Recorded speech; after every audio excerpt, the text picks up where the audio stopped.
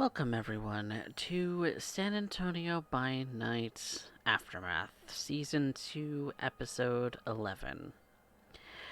Continuing the same night as the previous session, our coterie members have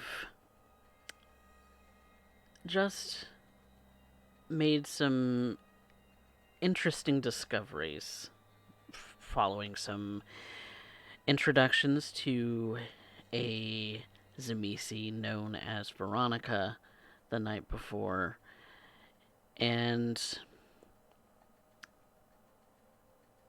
all the implications with that.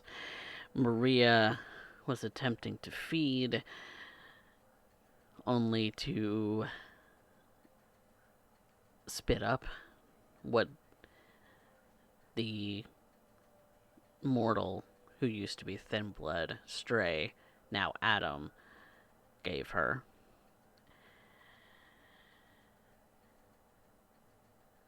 Let's get some thoughts from our coterie mates as they go into the rest of this evening and what their plans are going forward. Brian, we'll start with you.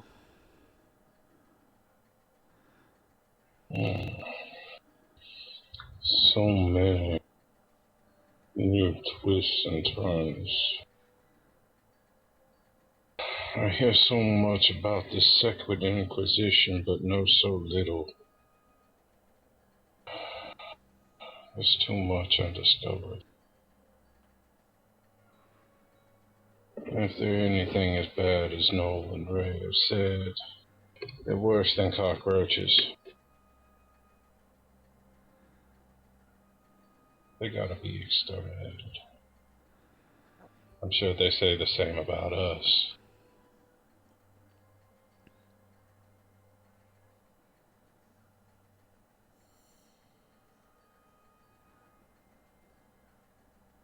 But you hardly know anything about the foe that you are going up against. Not like you dealt with anything like that in Dallas. No, the Camarilla was the foe in Dallas. Too many unknown variables.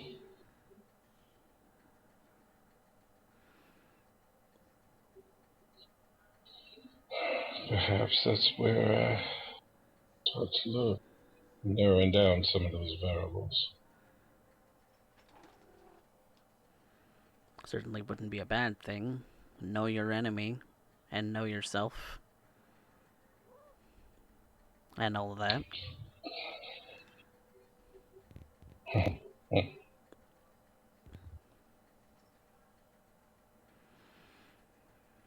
And then there's Jude, the newcomer to this ragtag group of weirdos. Freaks is probably the term I'd use. Not that I could really justify myself any different at this rate. In fact, that's probably the horrific part. I'm not different. I've spent these past 2 nights really understanding these people have no problems being dangerous, no qualms with predaciousness. I feel like, to some extent, every other undead that I've come across hasn't really had the same intentions, has usually had some sort of false facade.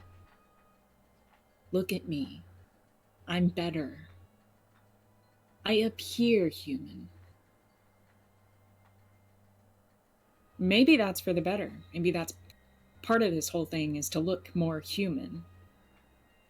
But we're not. The more I interact with this group specifically, the more I realize how far away and deviated we all are from that. this coterie, as they say, is. I feel like they don't even really try to be human. I guess there is nothing to be human about. Or do I start with that? Whip's thing that his impulses seem to get the better of him really quick. He feeds on other undead. He goes absolutely unhinged. And I keep thinking about the probability that he could be like that with me, and just telling him to sit or to stay like I do with people doesn't seem to really work on him. On the alternative, this Stoneford Noel guy, he acts all composed and aloof. The funny thing about everything last night that I saw is that he never actually taught me how to disarm someone with a blade.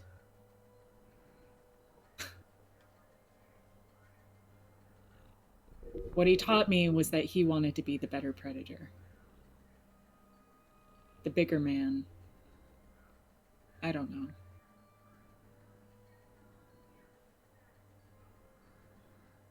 Maria. It always seems to be like some wild animal trapped in a corner. She's either composed, feeling correct with everything that she's doing is awful and wild as it seems, yet the moment that any sort of threat that could possibly be bigger than her shows up at her doorstep, and suddenly she's timid and runs away, tail between her legs.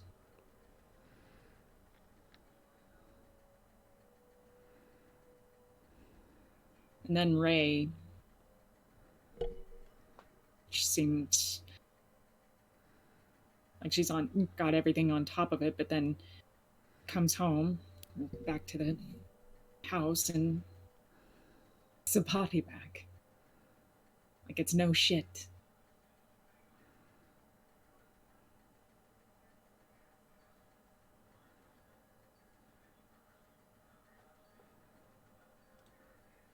I'm starting to think that maybe I need to step up my game.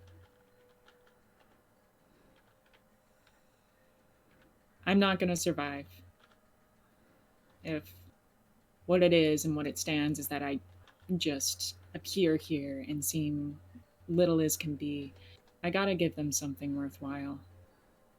Something that makes me invaluable. So that's what I'm going to start focusing on. Being the better predator. The better predator. We'll have to find out what that means for this lovely little La Sombra in the future. Not that anybody knows that that's what you are. And then we have Rei. Perhaps a very good predator herself. I say that with air quotes because you killed a man. Premeditated.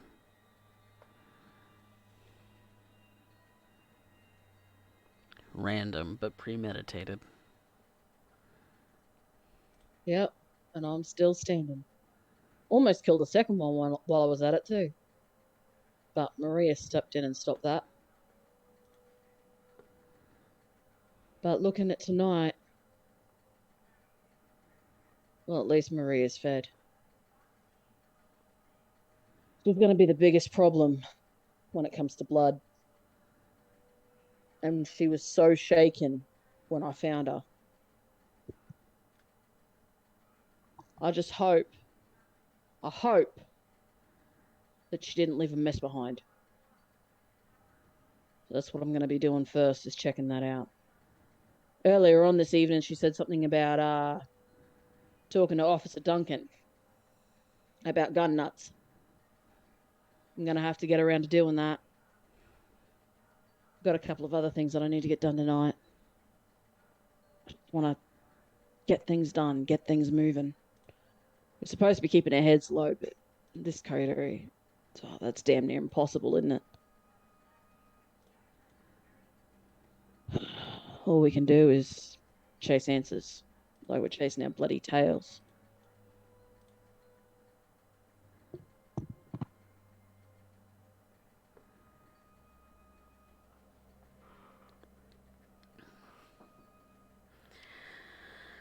Yep, always chasing your tail. Maybe not chasing the right thing. Speaking of tails between their legs, Maria, last night you ran into someone you didn't want to ever see again. And yet, from the way that Ray tells it, she's invited you to come see her should you want to.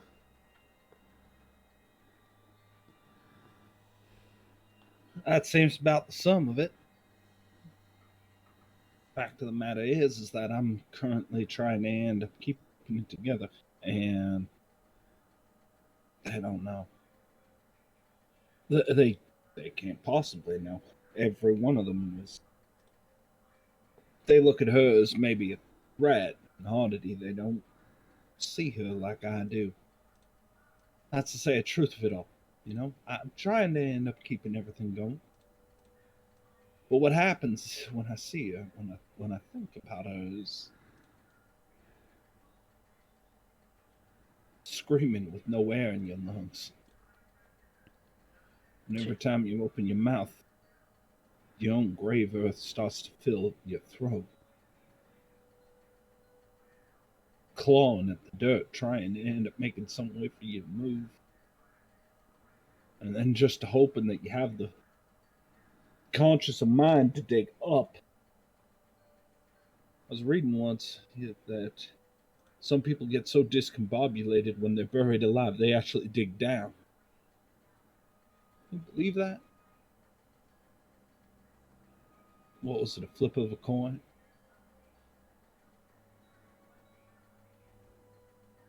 It made no goddamn sense. None of it does. The fact of the matter is that my own existence makes no goddamn sense. And I'm no good at this. Okay, I ain't Faust. I ain't Noel, hell, not even Jude. I try and end up playing the role, I guess you could say. The fact of the matter is that this shit can go sideways anytime. And Veronica's such a sidewinder that I'm not sure where I can end up from there, starting to think that this remotely would be a good idea. Ray says that she's going to be there. I only hope Ray is what I think she is. Because I'm still have parts of me missing inside, quite literally. Thanks to Benji. I'm not healed up yet. I'm not ready. Do or die situation, I know where that's going to lead. But I have so many questions, I wouldn't even know where to start. So all I can do is act. One foot in front of the other. If that leads me to Veronica, Lord help me. Lord help.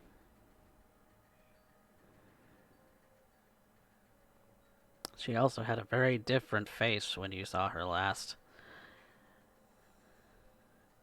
Mandibles like an insect. Thick skin like a carapace.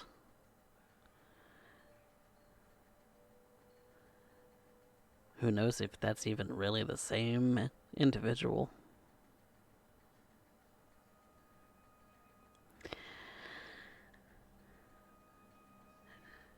And I suppose We can start at the coterie house, where everyone is, I suppose, yes?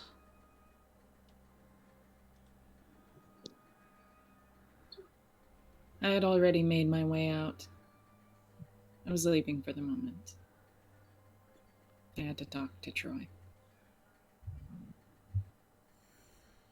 Alright. So, who wants to go first? Who's doing what?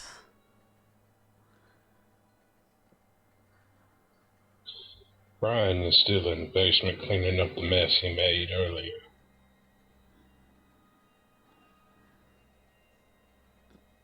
Rei and Maria, have you made it home? Ray is currently towel drying herself off after washing off all the blood from earlier.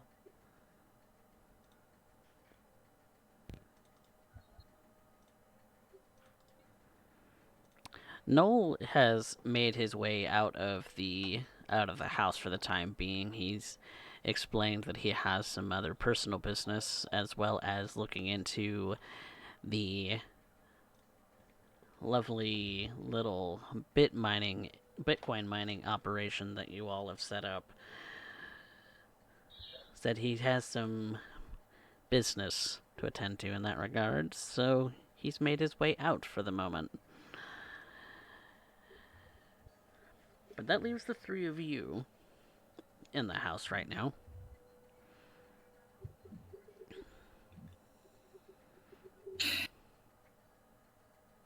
In my vehicle, I make a note. Go ahead and text Bennett to see where he's at. Normally, I know where he's at.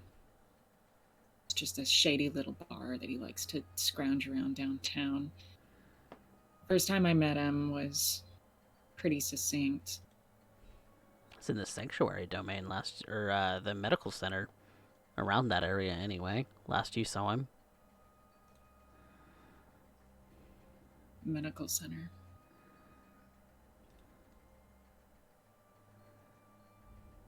It's always a weird place.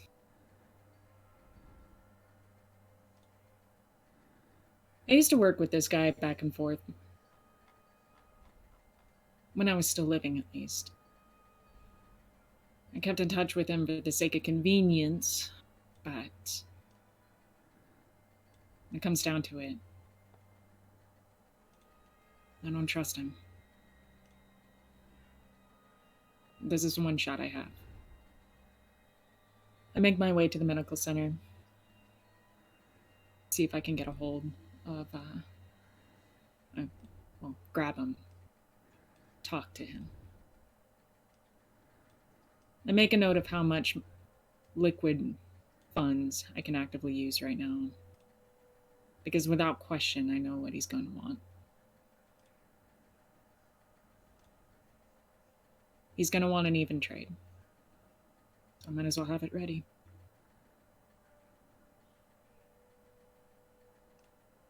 Myself or whatever's in my wallet at this moment.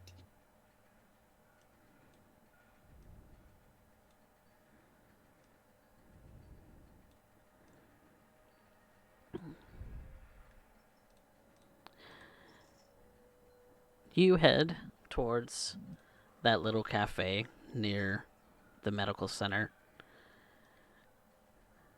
In Velda's domain.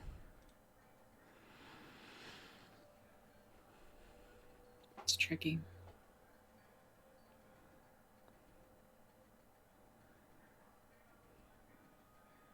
Have I met Baron Velda? I'm not even going to try and say her last name. Maybe once. When you first came. Yeah, she kind of had this haughty attitude to her. Not saying something, considering folks I tend to work with.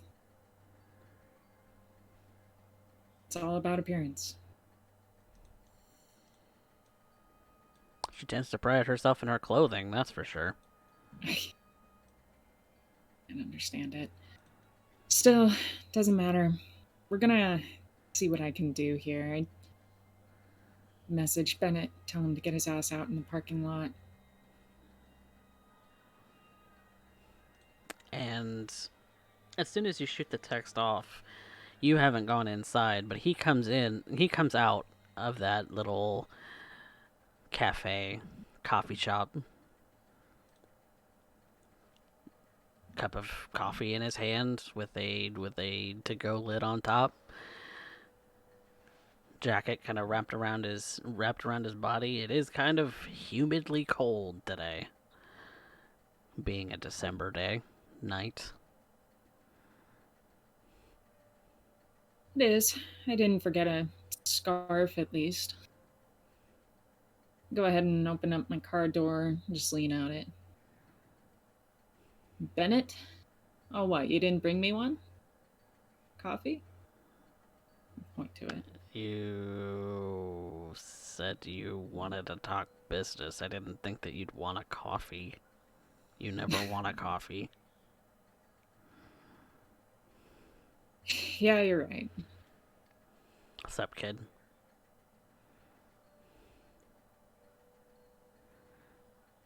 I've been thinking.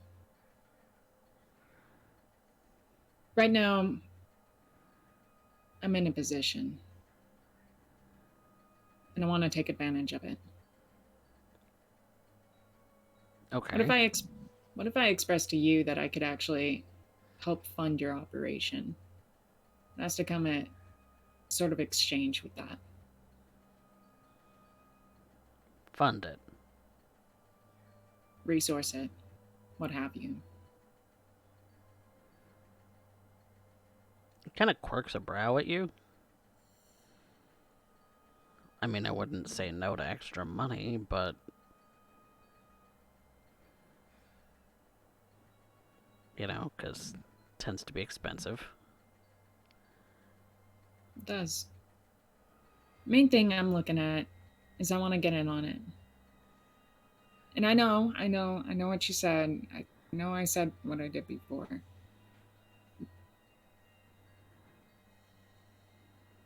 But I won't lie. I'm needing it. Needing it.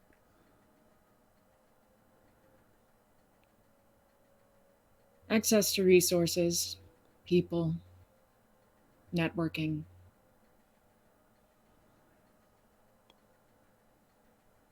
So what if we cut a deal? I met a couple influential people, and I want to get in good with them. Okay. Where does my operation fit into this? The kind who would really make use of it.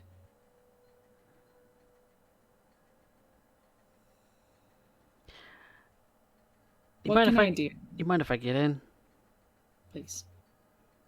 And he goes around to the passenger door and sits in the seat, closes the door, waits until the car light goes off before speaking up again, quietly, after sipping his coffee.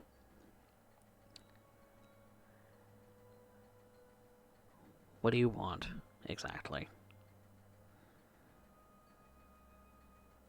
What I'm specifically after is I need to start moving people. I need money, and I need the social rep. In order to move individuals around. Okay. I mean,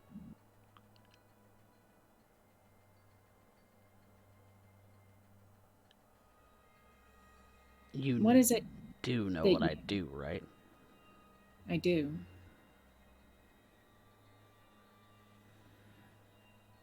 I do know because I've been a part of that. I've already been in it. All right. So, What's so funny? well, what do you think that I do? Social media? No, Troy.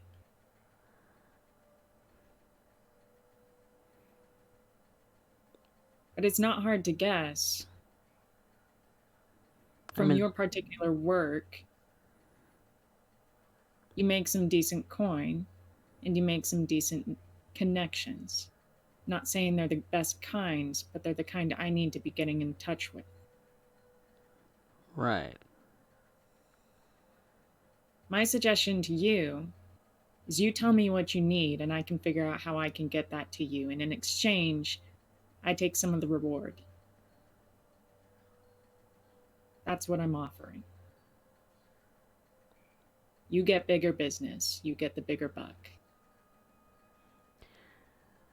Okay.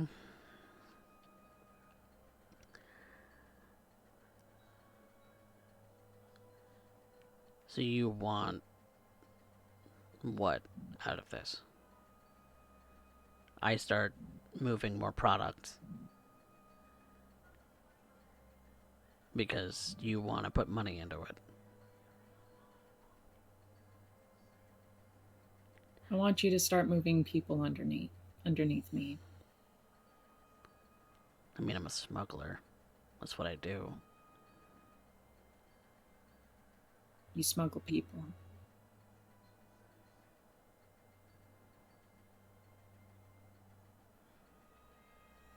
All kinds. Depends on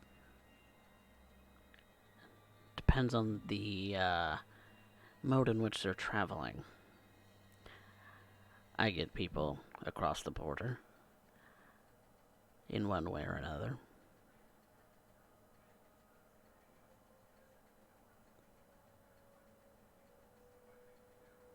And I don't know that my boss would be all that happy pulling in extra legwork he hasn't met.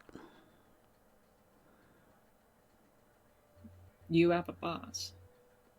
Yes, I do. All right.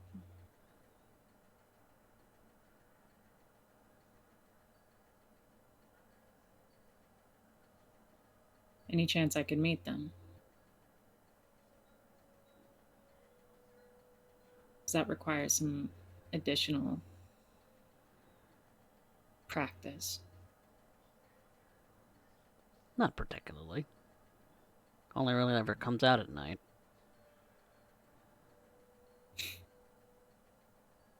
Well, that's not a huge descriptor around here.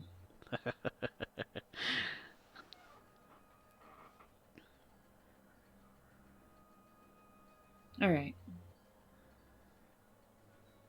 Get me in touch with your boss, and I'll bring the proposition up to them. I have a couple different things that I can do. He needs a safe house, I can supply it. He needs money, I can do it. He needs What kind of money are we someone. talking about, Jude? Good money. Corporate level shit. Corporate level.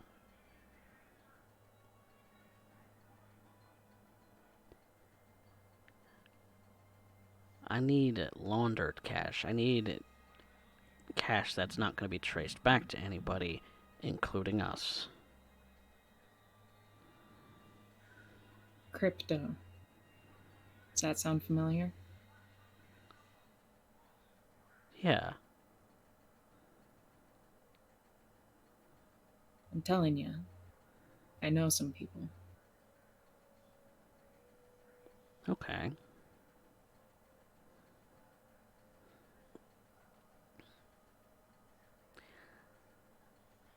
So you're wanting to move product yourself, or just pay me to do it? Start moving product ourselves. Give us a little leg in it. In exchange,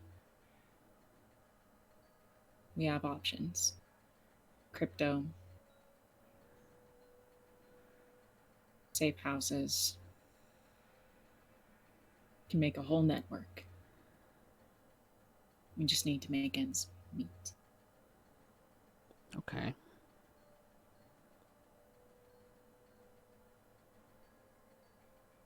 Hmm. Well, that's certainly a pitch. I'll see what he thinks. If he has any questions, I'll post them to you. good. And if he needs a little something extra, something to help him get an idea, I will pass along some money to Bennett.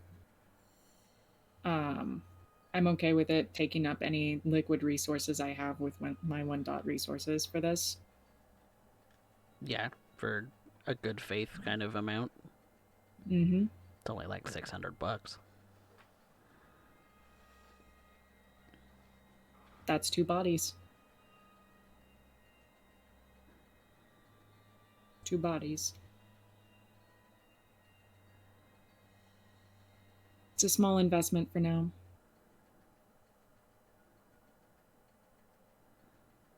There's a hell of a lot more.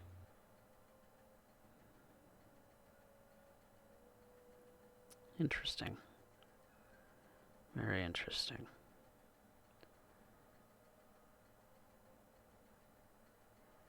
So what are you wanting with this exactly? Spell it out for me.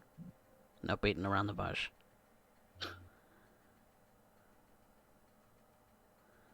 Precisely what I'm looking for is that I want a hand in the trafficking scene. I want to be in charge of moving people. I want to be in charge of assisting with product, networking, connection. But mostly being able to get a hand in getting people around. Well, I can give this to him. So do you buy an hour of his time? See if he bites. Sounds excellent. I'll call you tomorrow. Thanks, Bennett. Thanks, Walker. You be safe. Don't get into trouble. I think what you mean is don't get caught. Same goes for you. I haven't yet. You get caught, I don't know who the fuck you are. Aye, aye. The same goes to you.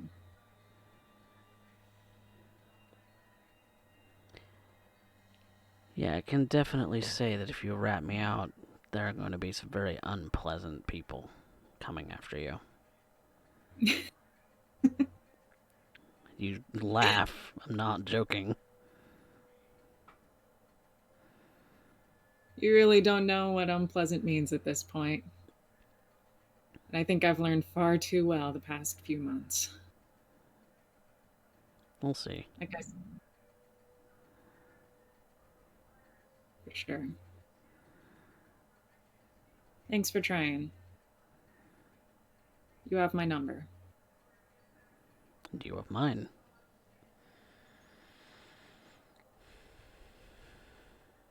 We'll see ya, yeah? And he opens up the car door, taking another sip of his coffee,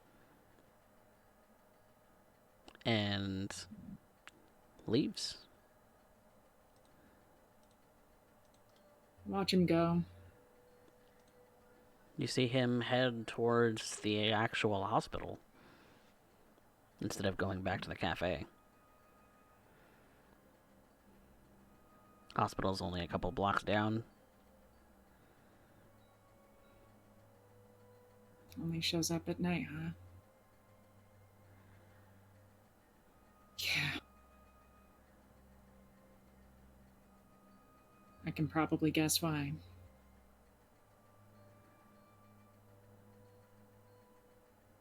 I start my car, grip the steering wheel for a moment.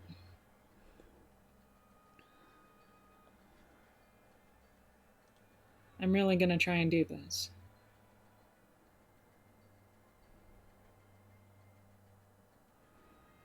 Just I really think of all the blood.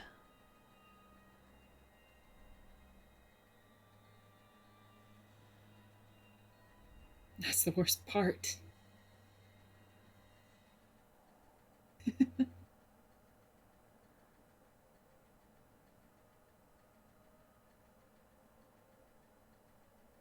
I am thinking of all the blood.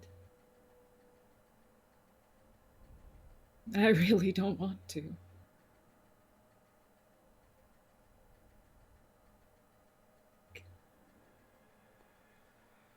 What did Angel call it? Life's essence?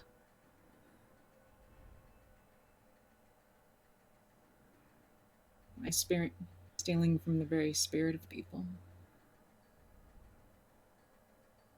So even any spirit that exists.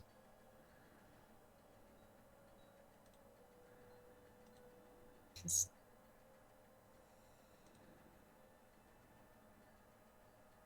everything's been grating on me. It all feels really fucked. I just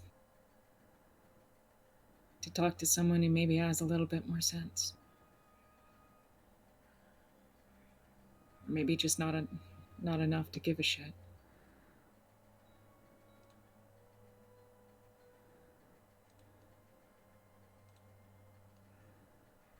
I'm gonna go talk to Renfield.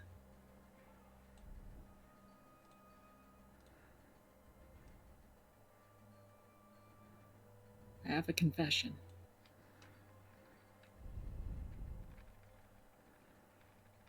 No gods. Only myself.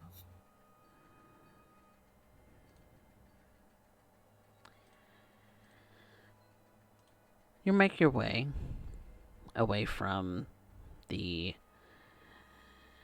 medical center.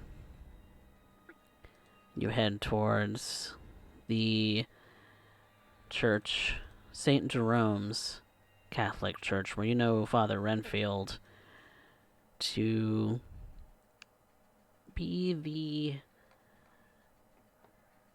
priest there. You know that he's often there with the intention of anyone coming by for an overnight visit.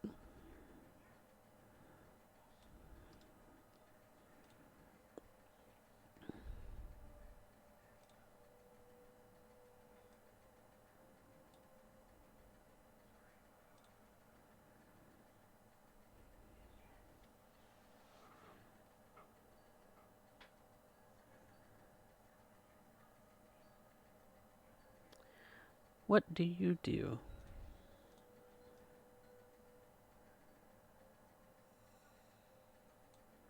I was muted. Yes, you were.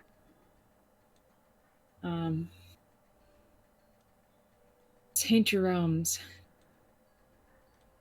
Honestly, before all of this, I didn't believe in God. I don't. I still don't.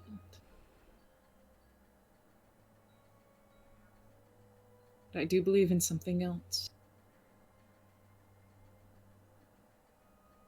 I am something else.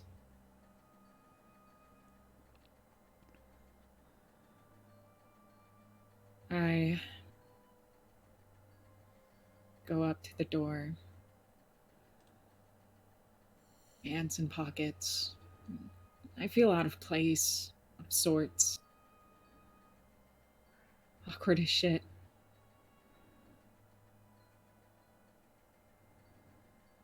Knock on the door to see if anyone's inside, if anyone answers. You find that the door is unlocked, so that means somebody's here. I go in.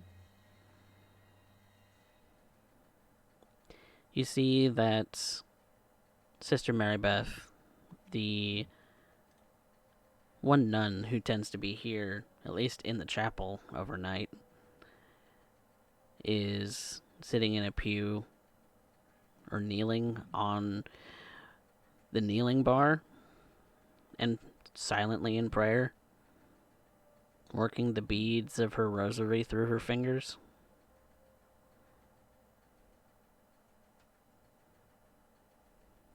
She's in the middle of something. I'm not gonna interrupt her, but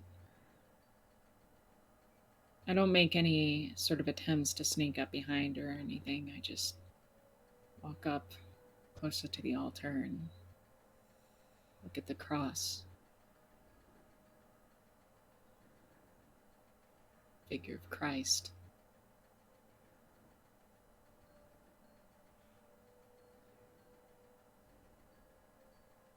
I think Angel said something about him once.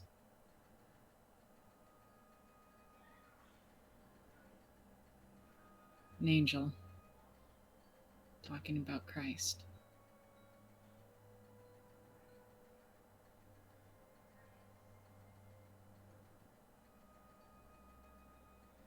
She tends to speak of a lot of things in riddles, Angel.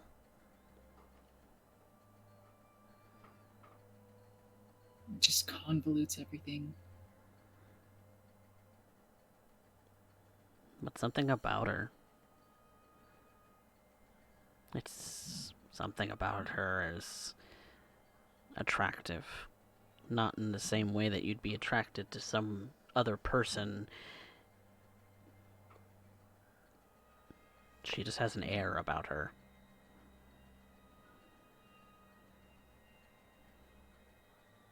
Feels like I'm being drawn in. Like I'm gonna fall. Kind of like that same feeling when you're at a very high place. You're looking down. The back of your head just says jump.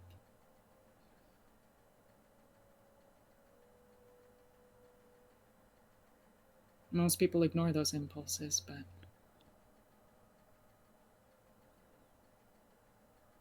It's almost as if she wants you to feel that way. yeah. The one dumbass who decided to jump.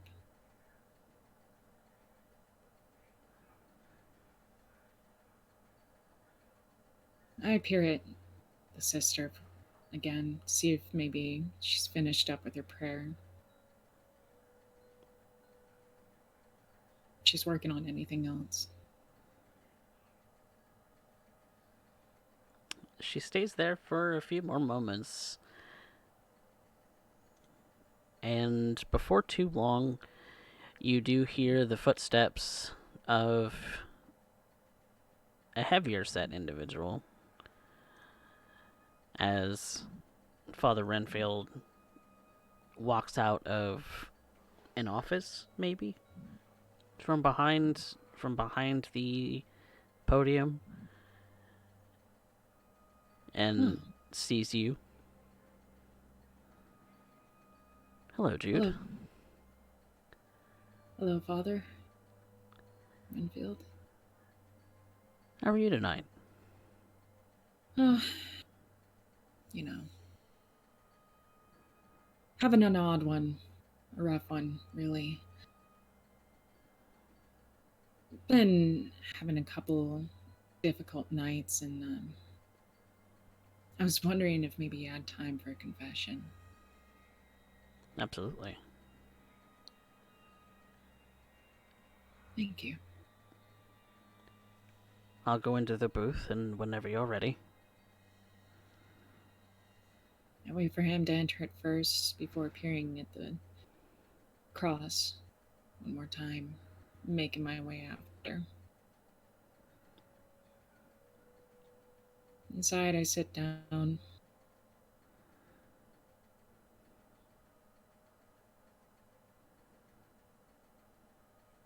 I have a confession, Father.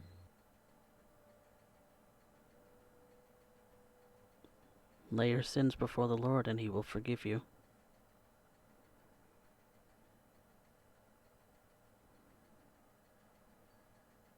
I'm terrified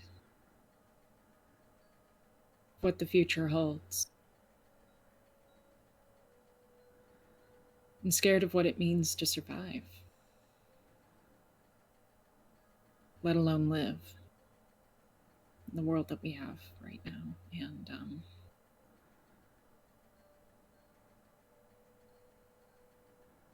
I'm having to do really dangerous things to get by.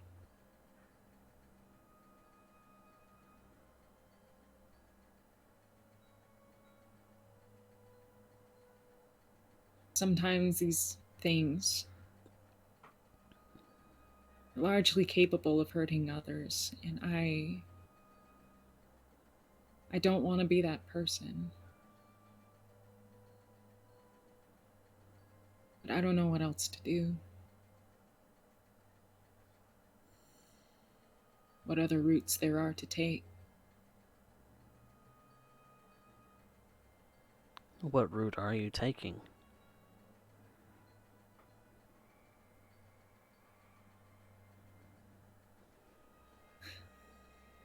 One of self-flagellance, I feel.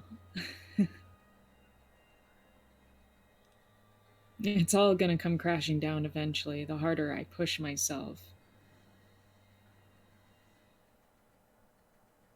The more inevitable my own demise will be on that.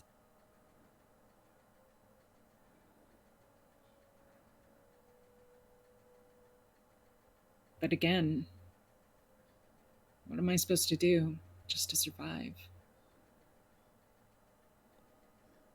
Food, drink, and shelter is all that's necessary to survive. But what are you really here for?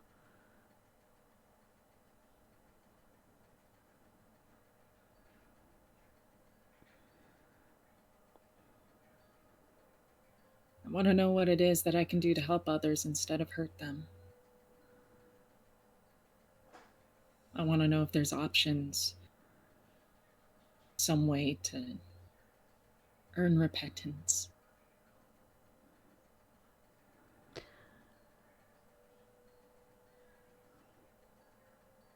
Well, there is a thought going around this lovely neighborhood that one might construct a homeless shelter. We don't have one in this area.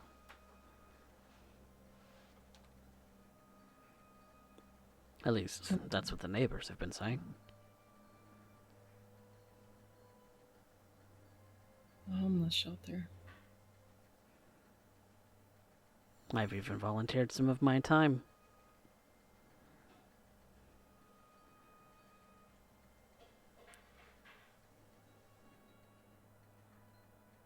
Has anyone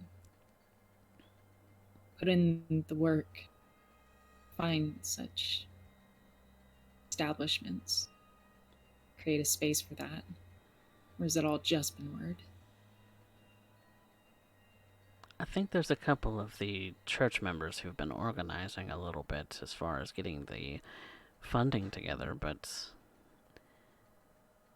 what is it that you're trying to repent for, my child?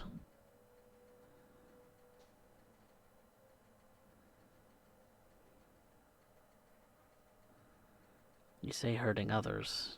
You haven't exactly said. The Lord knows your heart, certainly, but I can't intercede for you if I don't know.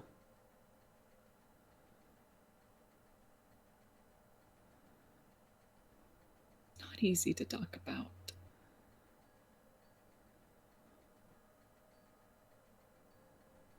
It's not like gang activity or anything like that. It's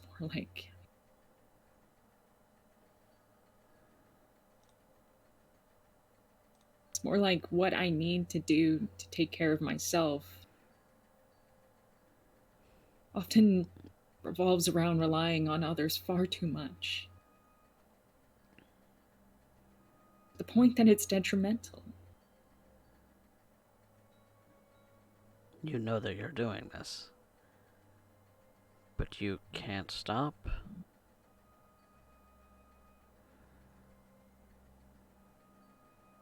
It's hard right now. I don't have other options.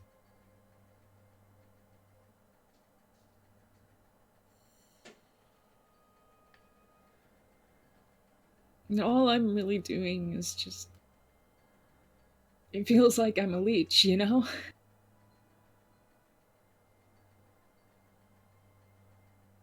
I'm just taking advantage of every opportunity I can. But the fact that you're recognizing that it's detrimental, there's hope. A leech doesn't know that it's a leech.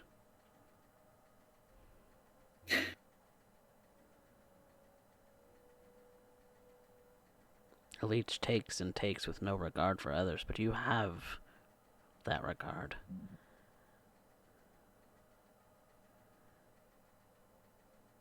So what are you going to do to change it?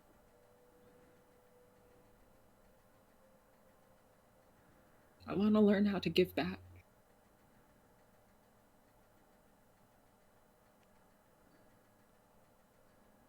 I think this homeless shelter project might be a good fit for you then. Where do we start with that? Well, could never go wrong with monetary donations, but I don't know that anyone's looked into the real estate needed, the licenses needed, the little thises and that's. I don't know the first thing about setting up something like that from the ground up. Though I might talk to others in the area.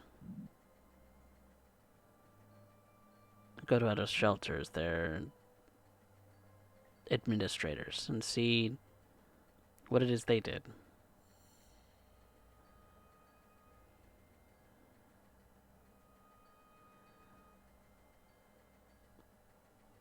Has to start somewhere, and the administration's the first place that has to really get off the ground. It's the foundation for it all.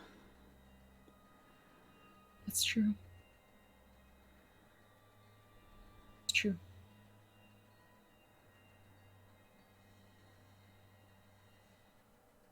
Father, do you know how to contact such people? I think I know of a couple of people I can talk to. At least get on the right trail.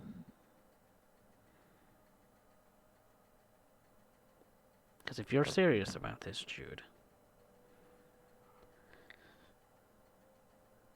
and others in the community are serious about it, then I think we can make it work.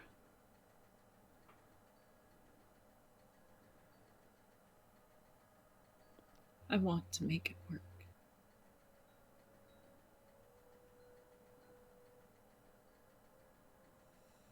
I want to prove I can be something else.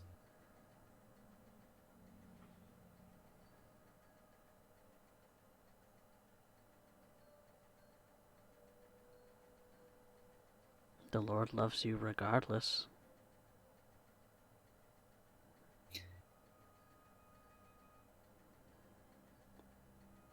Sinners all. But he still came. Still shed his blood so that we might live.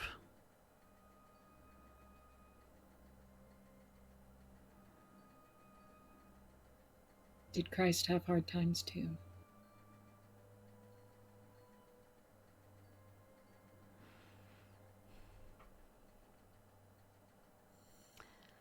Does God have hard times?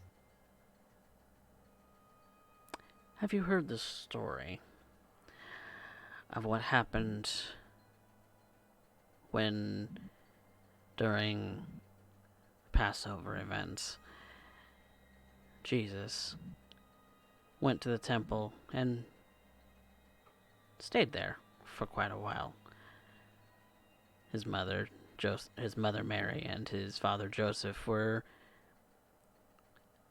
I would suppose, ripping their hair out trying to find him, see where he went. Finally went to the temple, found him there, teaching the elders of the temple.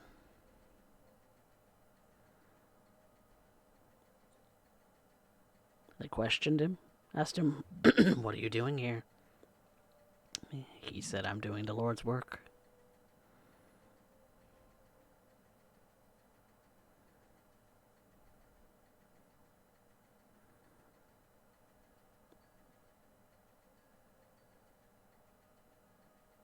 And what was that work? Teaching those around him.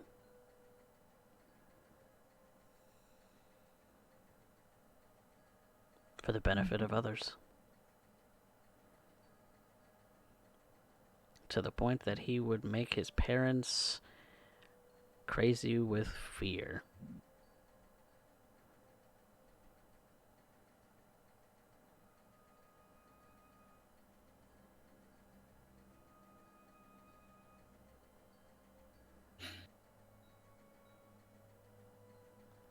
Suppose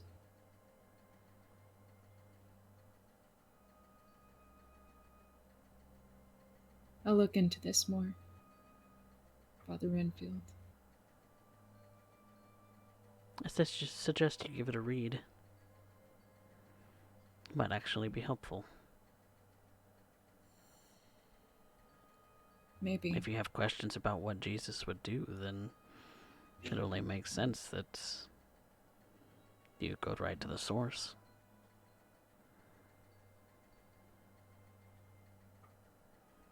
I suppose so. Never read it before. Guess it wouldn't hurt to start, since I have all the time in the world.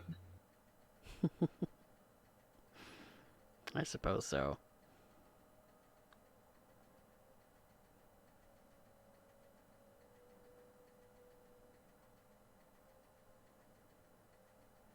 I don't have a copy, though. I might ask a favor. Sure, I can find one here somewhere. Thank you, Father Renfield.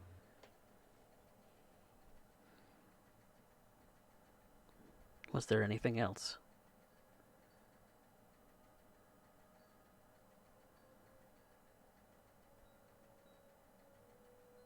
If I'm able to find those to help fund it, would you assist me in sourcing a contractor? Ambassadors or such? I'm sure there's people in the congregation who'd love to help.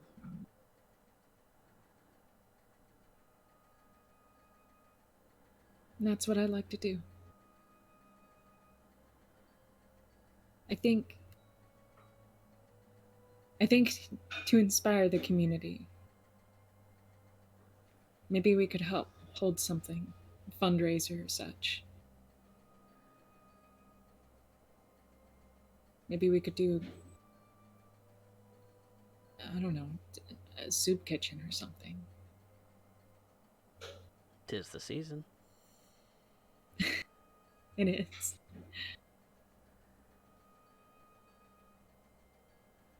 People could definitely use it.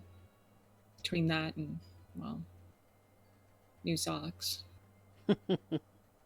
Can't go wrong with that one. No.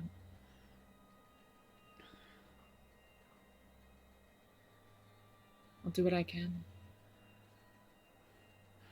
And I'll keep in touch.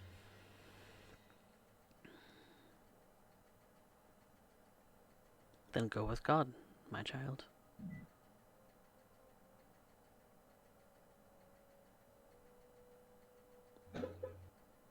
Thank you. Peace to you.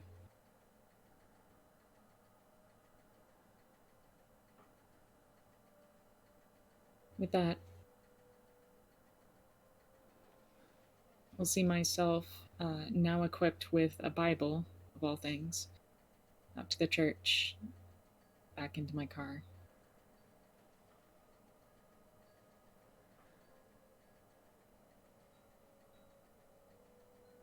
God is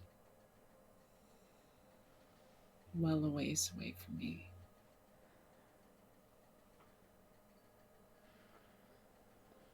But knowing that I can pull something together here.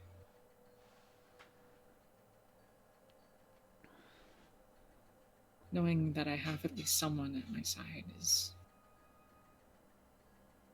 well, it's a relief. Start the car and head back to the cottage, house. The rest of the coterie, they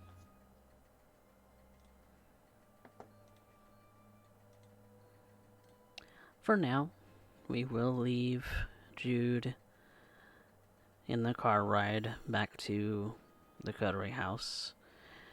But in the meantime, Bryan, Rei, and Maria are there, collecting themselves for what it is that they plan to do today.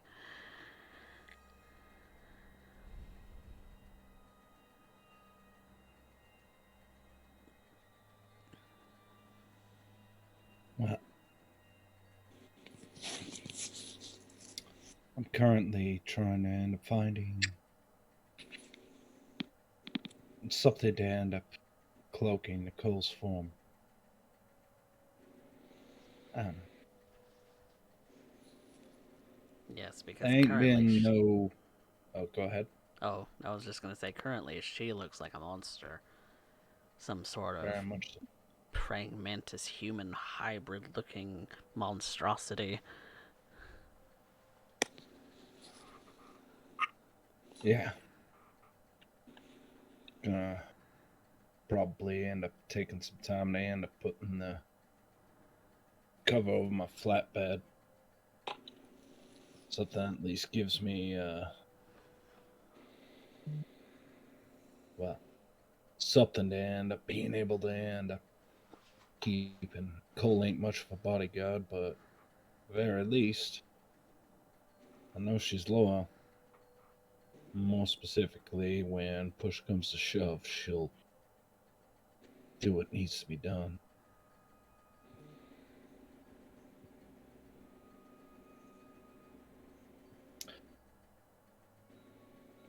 Things we do out of fear, right?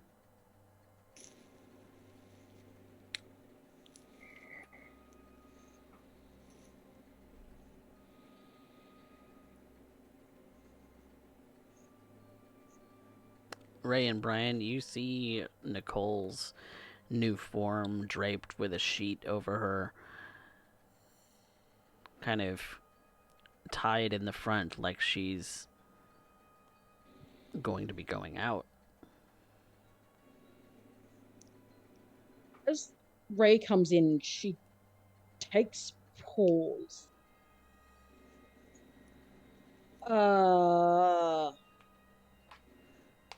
I feel like I've missed something major here. What's this? What, you don't recognize pretty old Nicole? That's Nicole. You see a head nod. Very kind of long looking snout. Praying mantis kind of looking appendages. Seems like knives made of bone protruding out of the skin.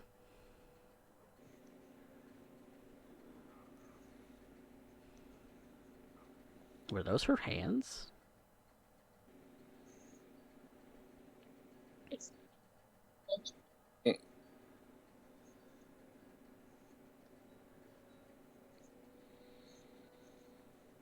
What did you say, Ray? Is it functional? They look pretty damn sharp. You're not sure.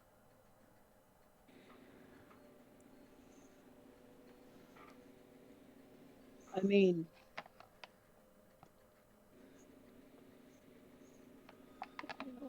um, yeah, okay. Uh, hey, Maria, you, when I ran into you, you were leaving somewhere, right? Already handled. Things didn't go as swimmingly as I'd like to admit, but it's handled. It's,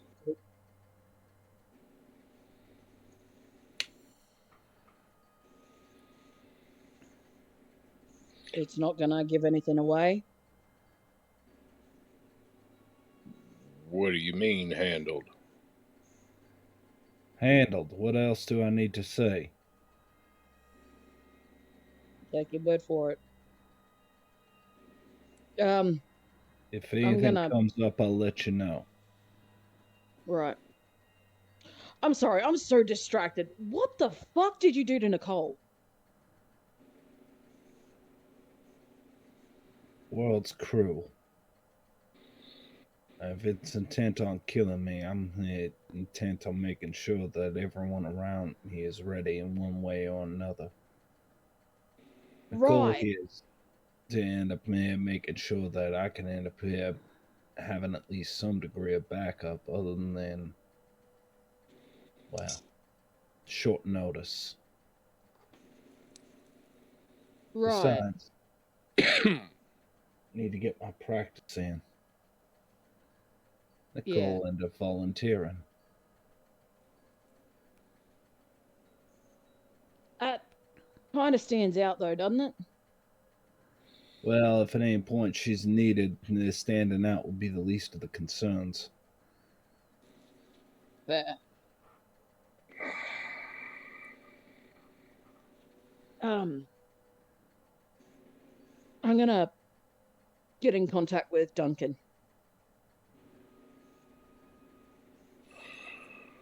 Um, or Castaneда, either or. They might know something about Harrison. Yeah, unfortunately, I couldn't end up asking my associate much. They were distracted, understandably so. Right. What associate?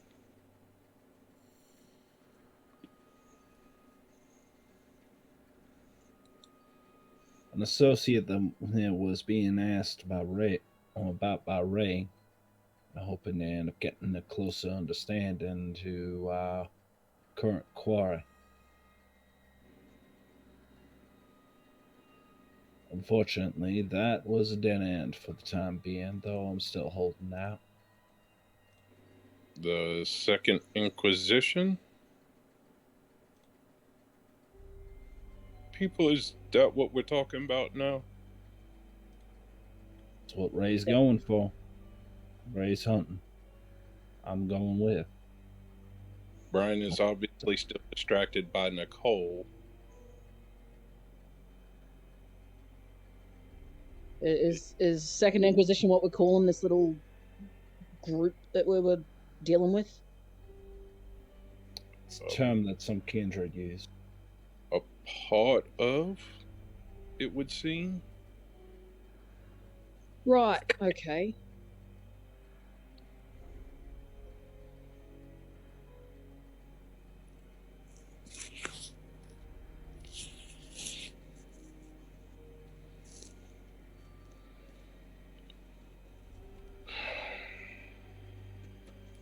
Right. Well, I'm gonna go give Duncan a buzz.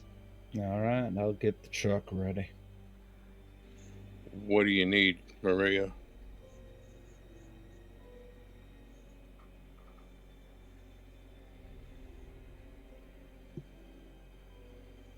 An answer that doesn't here make me have to end up taking half of this neighborhood and end up turning them into all kinds of sharp things. Okay, more in particular, what help do you need with your truck? Already got to fixing. Old man pulled wrenches for a living. after we end up having to selling the farm. And besides, I worked on my fair share of tractors. Nothing to it.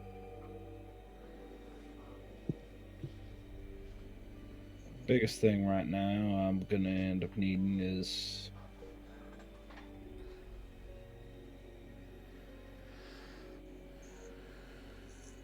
she stops and you realize that she's very hesitant to say anything past that. Kind of work it though. Eventually Right. she oh, go ahead. Brian just sits there calmly impatient.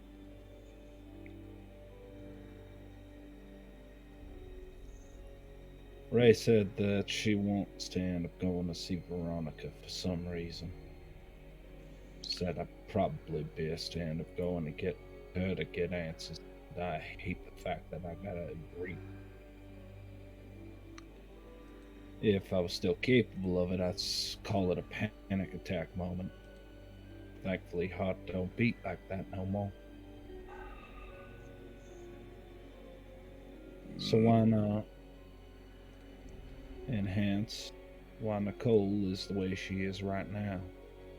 Because she's everything I need her to be. And I need her to be sharp right now. You just see a nod from Nicole.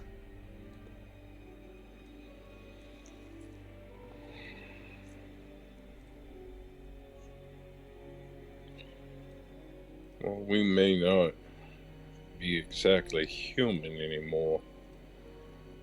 We still carry those same emotions and baggage that we had before. You sure about that? You have feelings, you care about things, don't you? Fear you showed the other night at the mere mention of Veronica's name. Where did that come from if you ain't human? Or at least some part of you ain't human no more?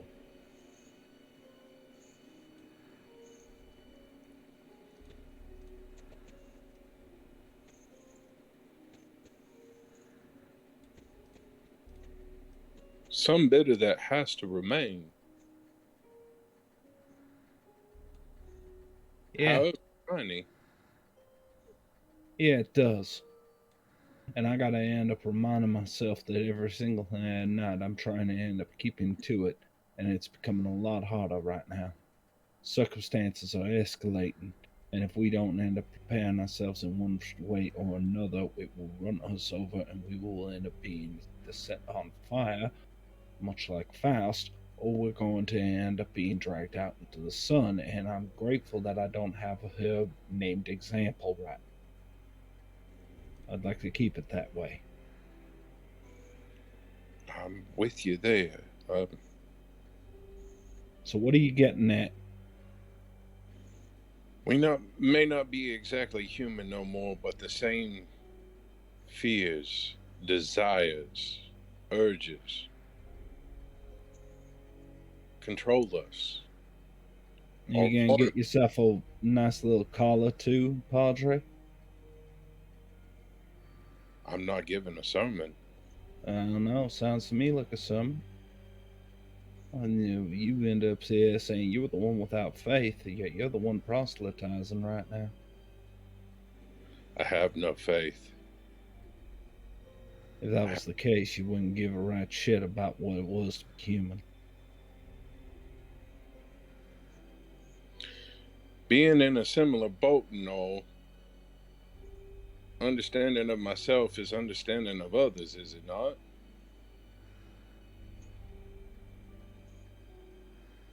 You say you ain't human no more. Nothing of it's left. I said the soul. Where that? I'm just trying to understand where that come from. If you ain't human no more, where did the fear come from? What, animals ain't afraid? Tell me, you ever been near fire? What do you think that is? You have this need to end up running, even though, like, when you were alive, you'd sit near fireworks, 4th of July. Just watch them go off and don't have this need to run. Maybe you sit near a bonfire, have a few brews. No problem. Started plenty of. Now, you come near anywhere near it, you come within 15 feet of it, you suddenly have this impulse to run over the fence. Haven't That's had where it comes from.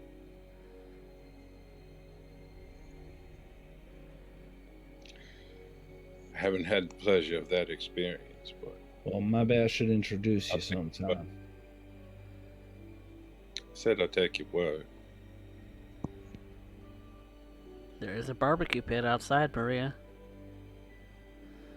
He's getting on my nerves. Thinking about it, though. Trying not to. Trying to push that aside and focus on the task at hand. Focus on Ray, but this... I'm getting sick and tired of this kid of questioning me every 2 seconds. Faking concern. I know what he's really after. Just a nuisance. He is. And he's useful. He just needs the same as me. Nothing more, nothing less. That's why I keep trying to tell myself.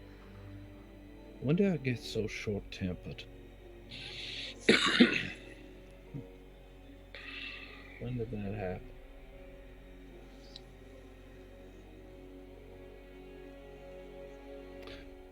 She speaks up. Brian, as much as... Sorry, let me... No. Forgot Jude's not here. Brian, I appreciate what you're trying to do right now. I do. But as you might have noticed, if you flip your lid, there's not a person in this entire household that could stop you. Not one. And when that happens, I do not intend to be alone on that in his circumstance. Now, if I can't stop you, what the hell do you think's going to end up happening to me if Veronica does the same thing? I planned on going with you. That's on Ray. This is her call, not mine.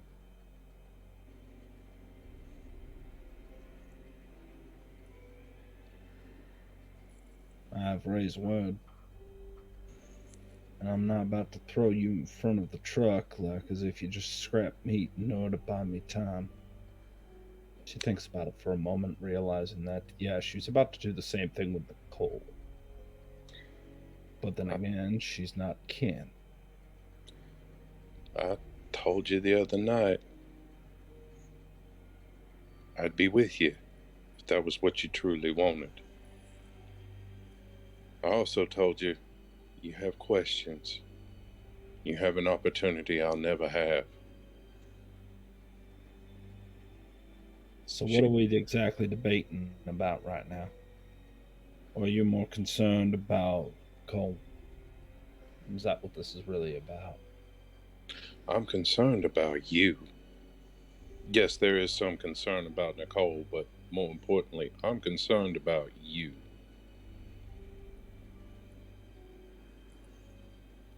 I'll end up having this conversation later in private. If you really want to go into that well, I'll gladly explain. I would appreciate that. Ray, anything that you need? Anything I need to be bringing? Body bags? No. Garbage can? Hopefully not. Alright, I'm gonna go get my tire on.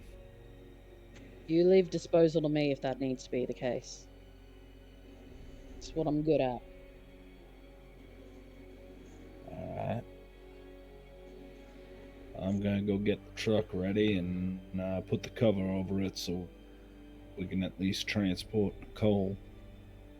Nicole, if you're really lucky, this entire thing will just be you laying in the back of a truck bored out of your mind for a few hours, and then we go home. If you're lucky. So long as I'm with you. Never to be parted. Never. Well, what are we doing again?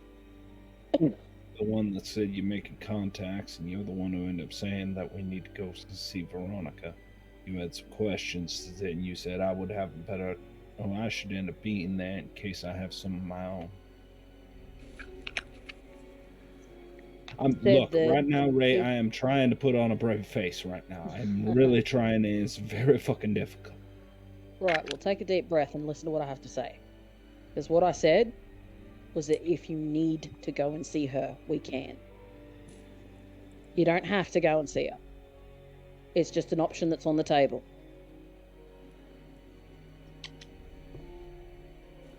Well, let's get to this business of yours first, and we'll see where that takes. Right, well, I need to go have a chat with Duncan or Castaneda. So I'm going to go find the nearest payphone and give them a buzz.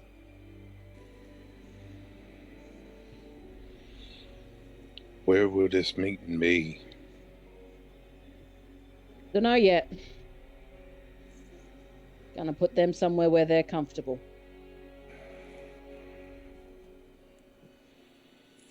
I'd like to come with you if that's possible. Yeah, sure. Just, don't do anything reckless. I'm a little bit fond of Castaneda. And actually Duncan a bit too. I'll do my best. ST, where would the nearest payphone be? That would be in Intelligence Streetwise.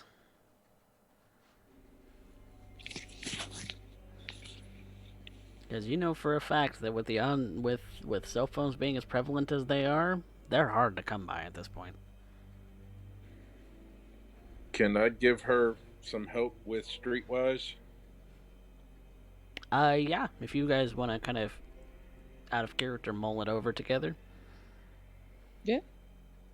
Intelligence Streetwise. Yeah, you'd be adding a +1 to a hooray. Yeah. That's a subterfuge, my friend. Yep, that was the wrong thing. Oh, my brain is a bit funky at the moment.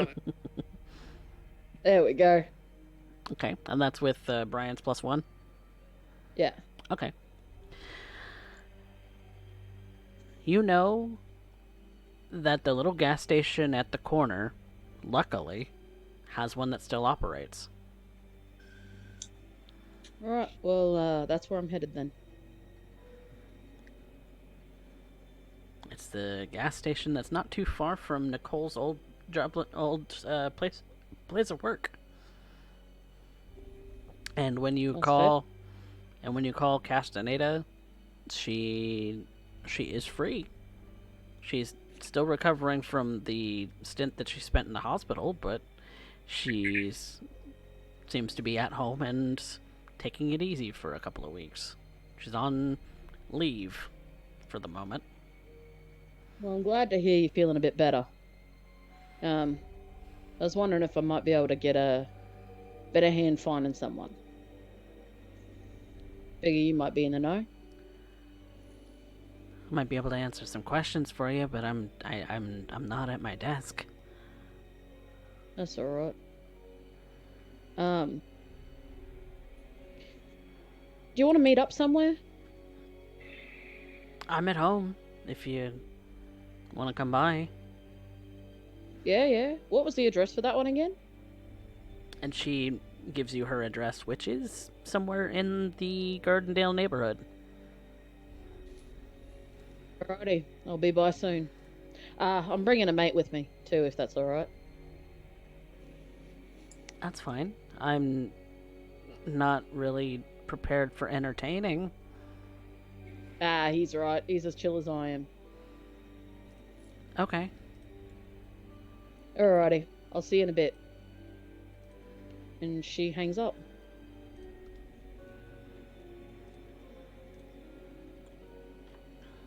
And you head back to the coterie house, and Yep. Maria has her truck ready, and it looks like all three of you are headed out to Castaneda's place. Alrighty. We're headed to, and she gives the address. Ground rules for the new one. You hurt her, I make sure you feel it in tenfold. Wait, Good. when did I show up? No, talking about Brian. Oh, Because Brian hasn't been run through this shit yet. Brian is also a new one. That's right. Mm-hmm. Jude, you would be rolling up onto the house at this point if you want to be here.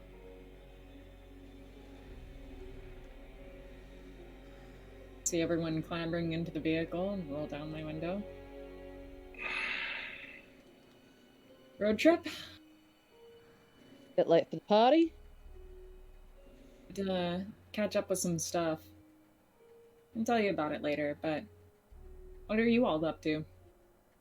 Gonna go visit a friend, get some answers. Okay. Brian will open the door and step out, climb in the back with Nicole.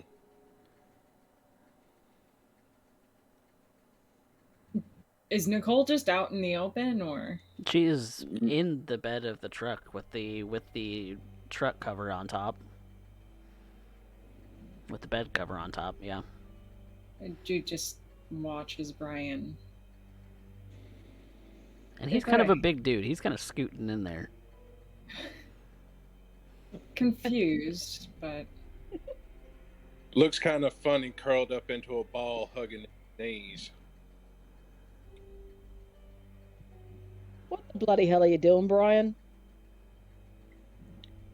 Figured you were inviting Jude along with us.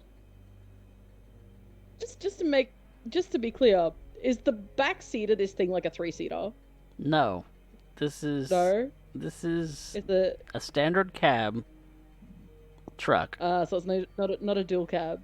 No. No. Right. Brian climbed out of the cab into the bed of the truck with Nicole. There's a hard top for the bed cover, but that's about it.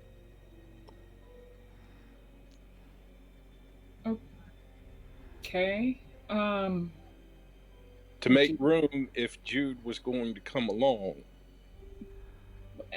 Well, I mean, do you need anything? Do you want me to get ice cream? Like what?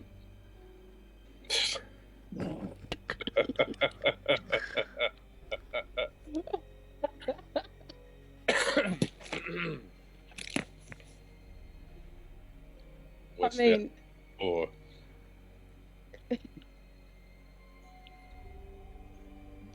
do you want to come along, Jude? Sure. Fill me in on the ride. Since Sure. it's already there. And I'll take the Bible and I'll put it in my jacket. I specifically grabbed one that's more pocket-sized, convenient. Are you near Brian when you do this? No, I'm still in my vehicle, and I make sure to hide it. Because Jude knows the moment they pull it out, Brian will repel. But, fun fact, they specifically grabbed that for Brian. I figured. Yeah. They keep it in their jacket and coat pocket on the inner lining and zip it up and keep it well hidden and lock up their car and make their way on in to the back seat. It's 3 seats in the front. There's really only 3 seats. Okay. It is not an They extended put cab one at all. Then I will go ahead and sit in one of the 3 seats.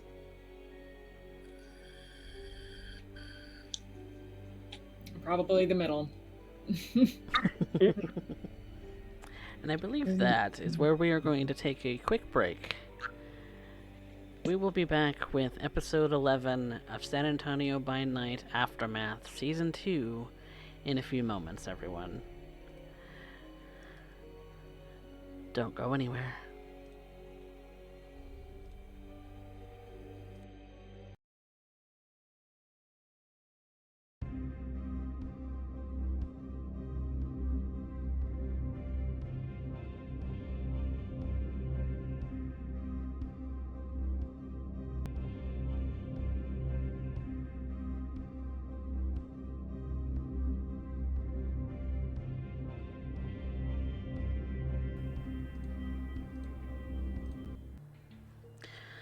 Welcome back, everyone, to San Antonio by Night Aftermath, Season 2, Episode 11. After having a bit of a discussion between Maria, Ray, and Bryan, there was talks of potentially going to see Veronica. But they decided that they would stop by and see Olivia Castaneda, a San Antonio police officer who happens to live in their little perfect neighborhood. And Jude has decided to come along. Bryan being trapped, for a lack of a better word, in the bed of the truck with Nicole beside him, and the other three in the passenger, middle, and driver's seat of Maria's truck.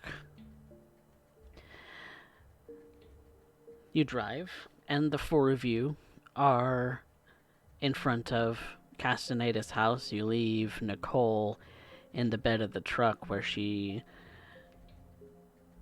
remains out of sight, covered in a sheet. When she's told to stay put until she's called for, which she is more than willing to do.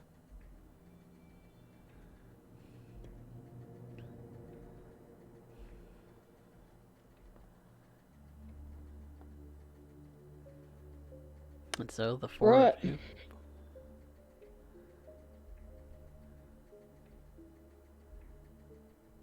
So, cop friend, right? You know, Yeah. I think I'm just gonna go ahead and stay in the vehicle for this one. If you're sure. Yeah, I don't have a positive track record with police myself. Not gonna lie. Well, this is a good place to start. You don't have any warrants, do you? Maybe. Why were you... Never mind. Why was who? What? I was just thinking, you just crawled into the trunk. Why didn't you just pop off the back? There is very limited space inside the cab of that truck. It's a single bench seat. Yeah. But why you crawled into the back? Why didn't you pop off the top, the cover? The whole reason the cover is over the bed is to give cover for Nicole. The girl? In the bed of the truck. Yeah, she doesn't know. They don't know about that yet. True. Don't know about what? Look, I'll fill you in on it later. Don't fuss your head over it. Okay. Sure. Yeah, I can come and meet your friend. At least get a face of who I should not be engaging with. That's always a good idea.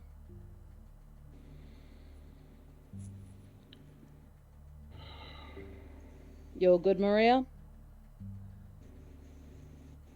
Nervous as hell, but let's get to it. Well, it's just Castaneda. You met her before. Jude, don't poke your head in the back of the truck. Just better that way. Bryan moves a little closer to Jude. Little, barely audible whisper. Mind your manners. Okay. All right. Before I change my bloody mind. Ray starts making her way up for the door of the house. And she knocks on it. And before too long, you see the very familiar face of Officer Castaneda in a nice looking set of casual pants and a t-shirt, barefoot, kind of looks out the door and sees that there is the four of you. Yeah, Then sorry looks about to that. Ray. Brian just smiles. How'd I know? What? How did I know? How'd I know this How- was going to turn into just some kind of party or something? It's because things with me always turn into a party, don't they? You make friends very easily. You're all welcome to come in. Thank you. Appreciate it, I'll man. try.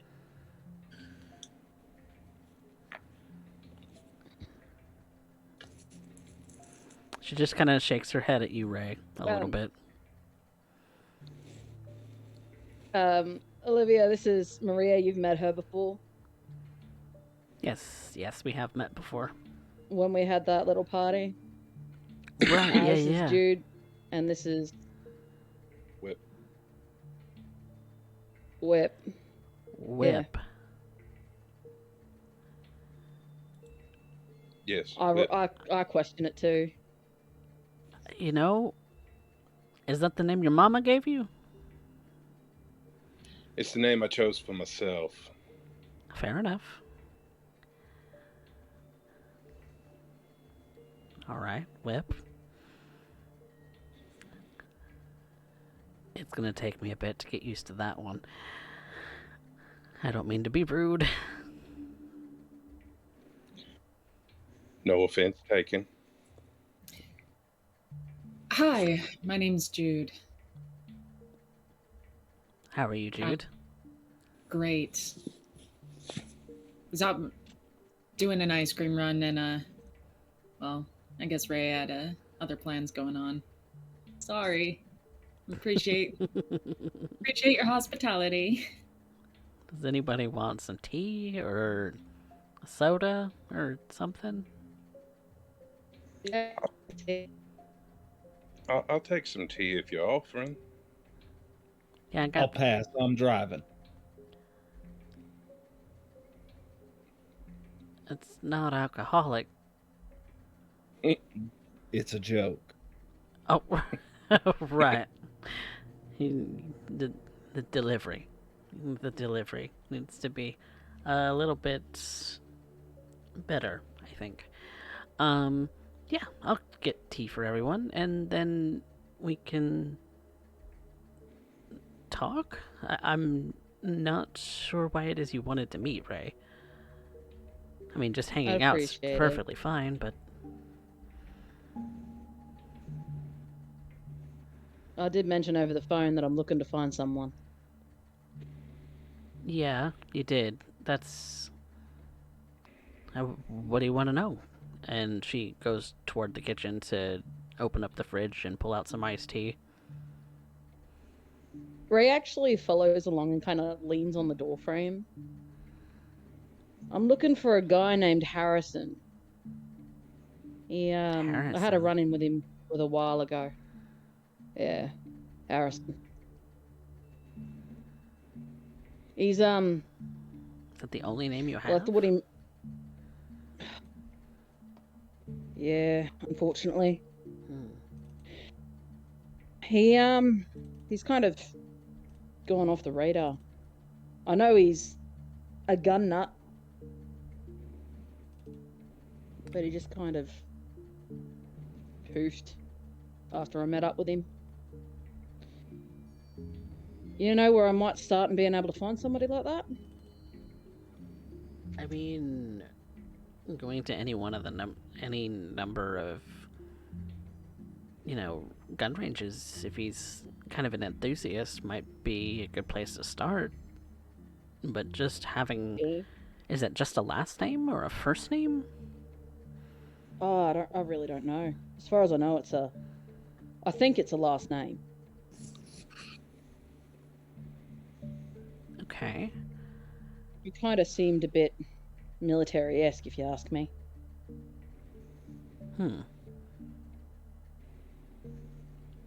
I don't really know anybody in the military. I mean, unless you count Lisa. She's retired, though. Lisa. Templeton, down the road. Oh, right. Lisa. Yeah. No, I know who you're talking about now. She's retired, though. She did one tour. I think in Afghanistan. Oh, shit. Yeah. So she was right in the firing line. I don't know that she was If right you in the figure the firing fun. line. I think she was a specialist. Oh, yeah. I don't talk with her that much. I'm usually at work when she's, doing whatever she does. That's fair. I was just thinking I might pick your brain for it. Because isn't finding people part of what the police do? Usually. And it's usually under the pretenses that this person is missing. Yeah. Well, like I said, met him once and that was about it.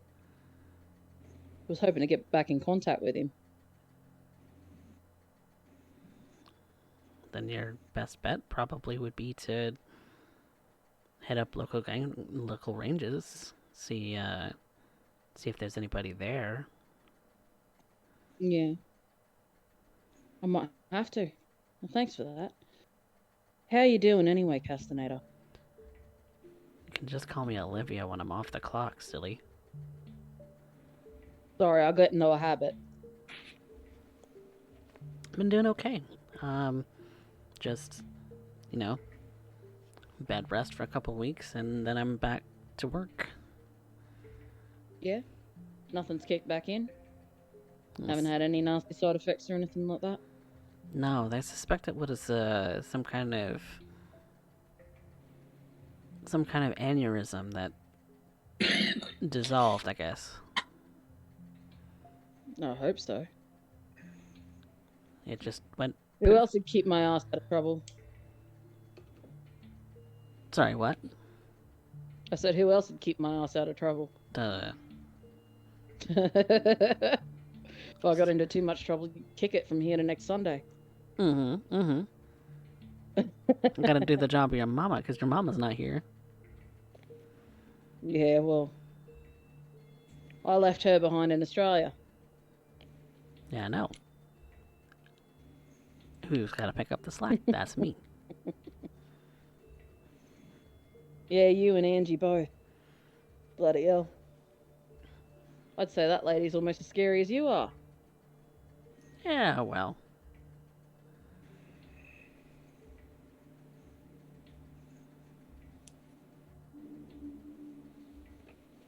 Yeah, well. Yeah, well. Angie will be Angie. Yeah, but she's great.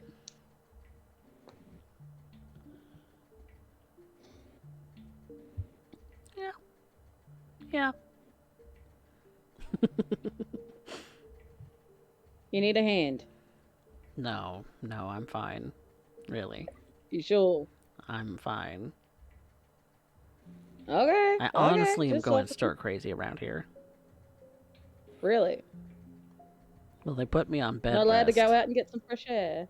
Well, they put me on bed rest and told me that I should probably take it easy for the next couple of weeks. And I have taking been... it easy doesn't mean you need to be locked away. No. But what else am I going to do during the usual work hours except to binge Netflix?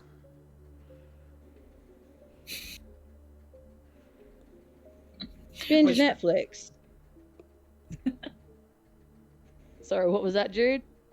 What show you watching? Anything good? She rattles off some, like, crime mystery place, probably Law and Order, that she's been binge watching. Nice. That's a pretty good one. Yeah, you watch Supernatural? No, that never really struck my interest. Dang. Well, never really was into all that kind of weird Hokey stuff. pokey shit. Yeah. So Yeah. I'm Kooky. so I'm betting you never watched Walking Dead either. No, not a fan of the whole zombie apocalypse thing either. I'm kind of a Uh, one note kind of individual. Hey, I mean, if it's your thing, it's your thing. but variety is the spice of life. True, very true. I don't know. But I'm you're a healing all right. yeah, yeah. I'm feeling good. They didn't find anything, so they suspect it was random. It was gone in a heartbeat, and that was it. Well, you know, we in the neighborhood here are here for you, so if you need anything, you let us know, all right? Brian takes a big drink of tea. I appreciate that. But really, I'm fine. Well, you have always been pretty stubborn. Yeah. How But, else? How else am I gonna deal with a stubborn Aussie like yourself? I'm reasonable sometimes. Sometimes, not often. Sometimes. Sometimes. When is that?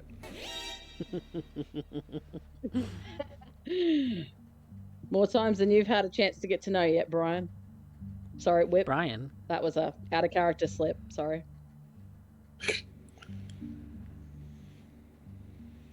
Mm. well, More times than you've gotten to get to know Whip. Hmm. Well, I ain't known you that long, so can't fault you there. oh, so you're a new That's fair. friend. Yes, Yeah. ma'am. Whip and Jude both. Where'd you pick them up? Here and there. You know me. We were bar hopping.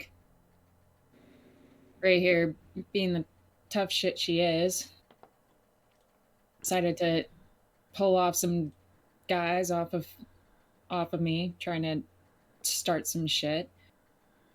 Then Whip over here also came in and helped out. Hmm, Good folk. Pretty good folk. And kind of hit it off from there. I see. Yeah, it's been dangerous around these parts lately. Interesting. That's also what I've heard, is that even with, the increase of patrols up and down the neighborhood, things haven't really improved. Did you hear that Saeed got attacked the other night? Jesus. Yeah. Yeah, We I heard. heard. Yeah, Oh, I'm out of the loop. it's nasty. Got mauled, Saeed's Lisa's husband. got mauled by Right. by some animal, I think. Damn. Well, I reckon it was like a stray dog or something. Maybe rabid even. So they're Oh, they're bloody giving him hell, I all hope sorts not. of rabies treatments, and just to make sure that that doesn't come up. And from the look of it, from the feel of it, Lisa was saying that he'd lost a lot of blood in the fight. Jesus. So rough. Has he been able to say anything about what attacked him? Apparently, can't remember. Had a concussion or something. Loss of blood can do that to you, too. Yeah, he's pretty banged up.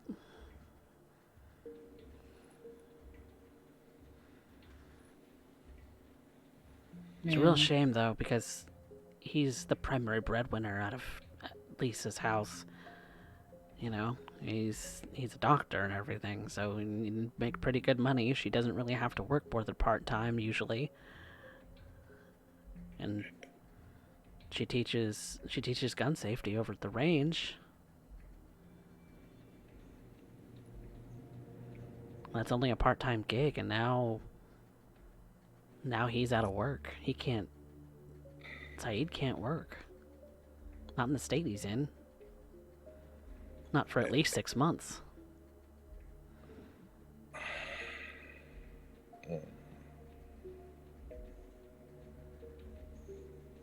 Man, what the hell is this world coming to? I don't know. We thought the Ramirez's were bad. Now we got rabid dogs. So, like, with that in mind, is there anything that we can do around the community to help out with that sort of shit? I mean, everybody's doing their part. People are, barring up their houses. They're keeping their doors locked. They're staying indoors at night. They're doing everything that they can, but you can only do so much. Yeah, but, like, is there any other options? If hiding isn't working. Well, the only other option would be to, throw up, security cameras and shit all over the neighborhood, but people don't like CCTV already. Maybe the answer is to get tough. Maybe Why? we start creating, I don't know, community assistance or something. Why not get the community involved? Yeah. I mean, people do. We could get involved in other ways. I mean, how many of your neighbors do you actually know? Not just the neighbors in houses, but neighbors on the streets. What do you mean, neighbors on the streets? There's just a lot of Talking miscellaneous. about the homeless? Yeah. I mean, there's a lot of miscellaneous faces out and about. I talked to some of them. They're pretty cool. I mean, That's what to be fair, the homeless, they're nice and all, but it doesn't exactly make people feel more comfortable. Well, provided it's rarely an instance of someone's homeless. It's rarely by nature of their fault alone. No, I understand that. Yeah. Maybe we can make people more comfortable about it, Maybe we can, I don't know, get people more comfortable with the whole role of having When people think of quiet neighborhood, they're not exactly looking for something that has, a problem with vagrants. This is a quiet neighborhood. Nice to be able to keep Supposedly. How do you solve a homeless problem? Get them homes. Well, you go right ahead and end up buying up that property. Go right on ahead then. Most of us end up just trying to end up piecemealing our own existences together. Yeah, most people are struggling to pay their mortgage. Lisa's apparently one of them at this point. And she might be part of that community soon enough. I'm just saying. Ugh, that's not a comfortable thought. Rarely.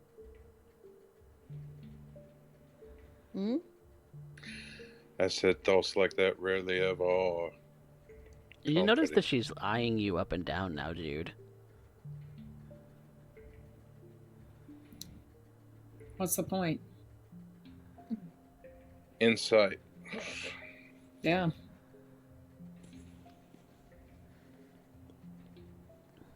What I'm talking about helping homeless people. Right, and then you mentioned that Lisa could potentially be homeless at this point, and she may have donned a little bit of her police cap on at that point. It just seemed appropriate to the conversation. Right, but that doesn't mean that she's not going to dress you down for it. Fair.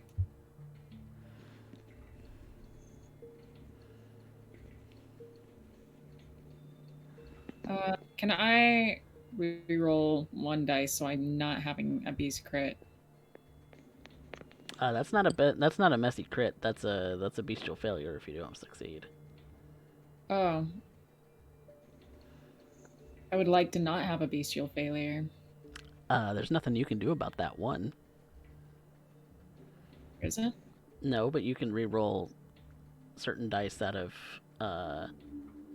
your pool if you'd like to make sure that you can read her. Not that it's a high difficulty. Well, 3 will do it. You're not gonna fail on a 3. So Okay. you'll just get more information out of more than that. I just don't want to deal with the beast right now.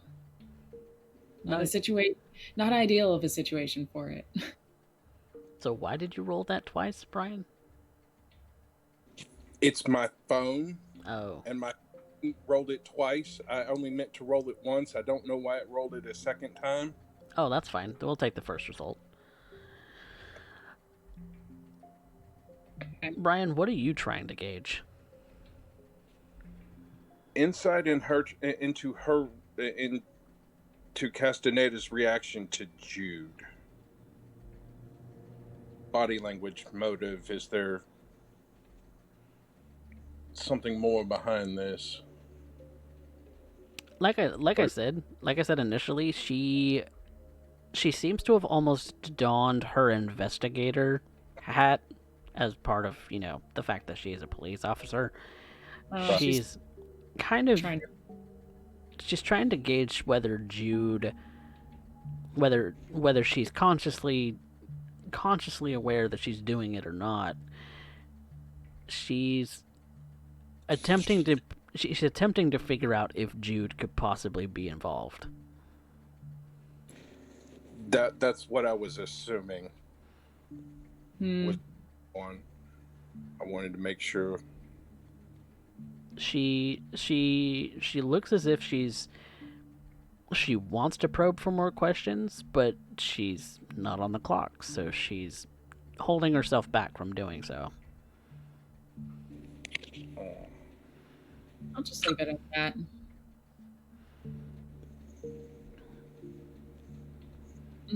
Castaneda. And I get that sort of read out of her myself. I just shrug.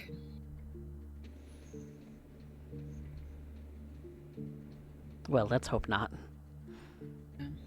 Yeah, I don't think that's likely, Liv. Well, she's not the type to really reach out when she needs a hand, so she's very self-sufficient, that woman. So it's up to everybody else to keep an eye on her. Make sure she's all good. The best thing that we can do for her right now is hope and pray that Saeed recovers quickly. This way, she doesn't have to worry. She stresses about that kind of thing. She'll never admit it to your face, but she does. You seem to know it pretty well. We went to high school together. High school buds, eh? I wouldn't say buds. Ooh, a bit of history there. Tell us a story. I'd love to hear it. I try not to let it get the better of me. Give us that gossip. Come on now. Well,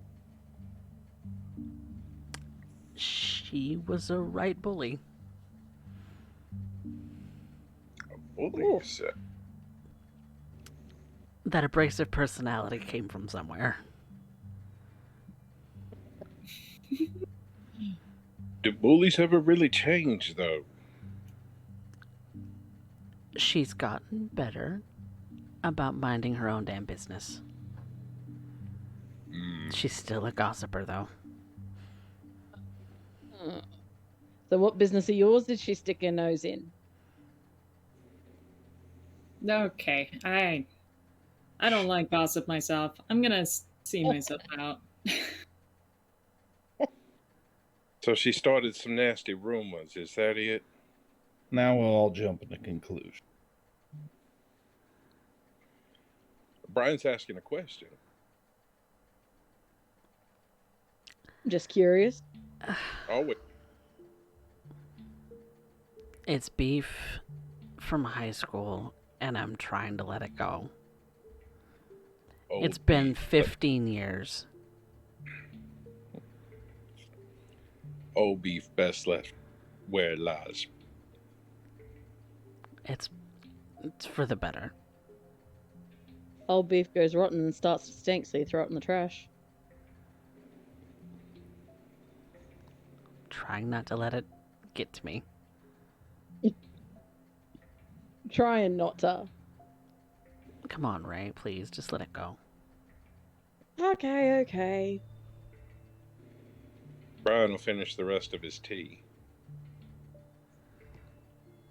Well, ma'am, it has been a pleasure. I think I'm going to see myself out. You take I'm care of your... following on. All right. Officer. Maria. It's a pleasure meeting you all. Brian, Whip, Jude, Maria. It was a pleasure meeting you too, Officer Castaneda. Please, just Olivia when I'm not in uniform. Yes, ma'am. Olivia. A pleasure to make your acquaintance. Take care this evening, Olivia. Thank you. Oh, and thank you for the tea. And Jude hops on out the door. Jude, did you actually sip any? No. They kind of like I like to imagine they just discreetly poured more into like half of it into Brian's cup. I'm willing to roll for that. It's just dumb enough that I would. I would like you to make me a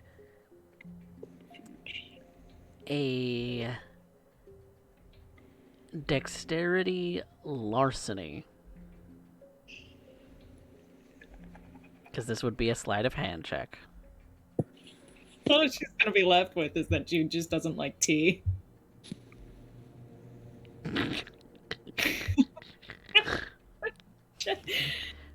You get the sense that she might have noticed. Fine. You're not certain, but she might have noticed. I only drink rock stars and monsters. That's been confirmed. Hot damn. Brian would care. That would have meant more tea for him. Good passion sweet Texas tea is delicious. Ray It's- downs the rest of her drink. She's like, I better go make sure those three don't get themselves into any trouble. Don't start any yourself either.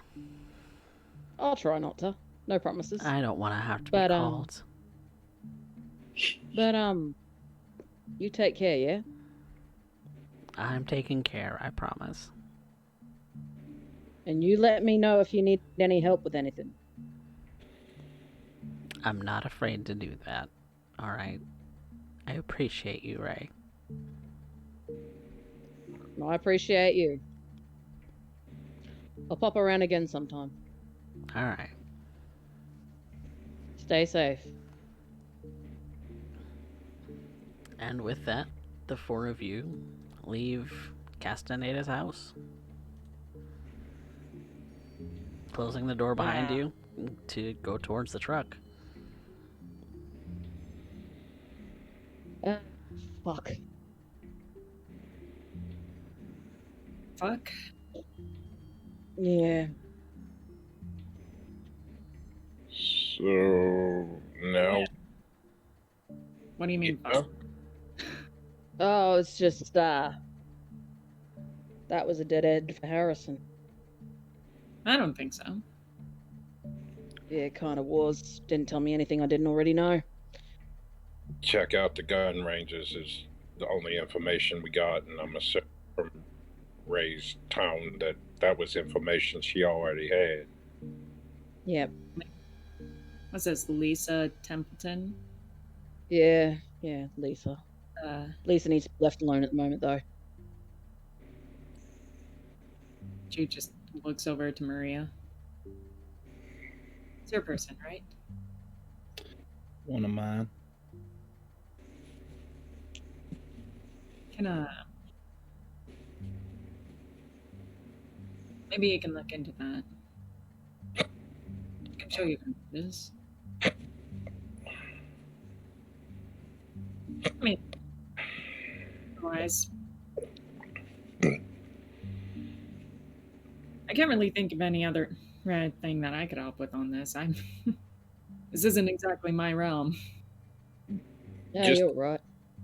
Quick question. Is there a bit of a sliding glass in the back windshield of Maria's truck?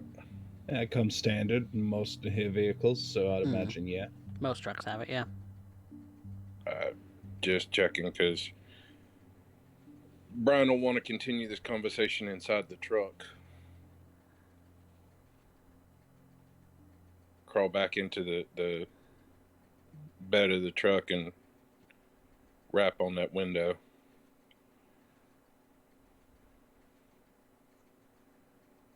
Unsightly just standing here in this lovely lady's yard. And Jude gets in as well. Where are you headed?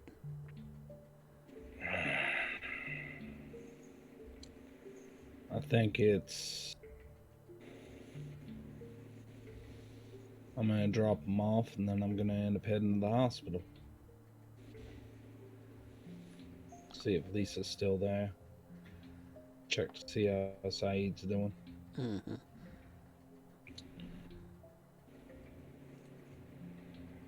Oh, Brian will pull out his phone and start looking on the internet, find gun ranges around town. I'm pretty sure Maria could tell you exactly which one Lisa frequents. Oh yeah, you know for sure. I'm not necessarily looking for the one that Lisa frequents as much as trying to find other locations that this Harrison, you said? Yeah. Is this the gentleman that was involved with setting Harrison's the only Mr. one that got Buffalo? away. He's the only one that got away. It's because he was at a range.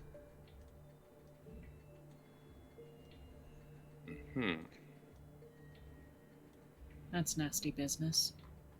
Yeah. Do you have a name and... Well, you have a name. Do you have a face? So if he's working I'm under pretty a... sure, Mhm. pretty sure, just out of character, I'm pretty sure Noel was the only one that got in close with him, wasn't he? He wasn't actually present anywhere. None of you have seen his face. We don't have a face for this guy. So for all we know, he's gone under a different name. Oh, fuckaroony. Because my first thought was, the guns are registered, and it's under his name, then we could work by his name. But if it's just a pseudonym, then we're cucked, right?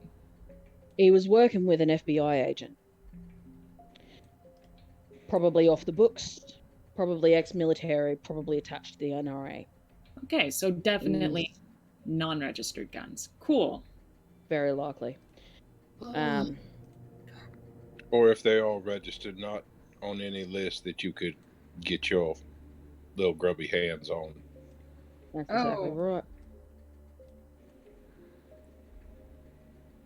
Butt puckers. Well, that's exciting. Not really. There is a likelihood It's not guaranteed, but there is a likelihood that he was from the same place as the agent. Where was he from?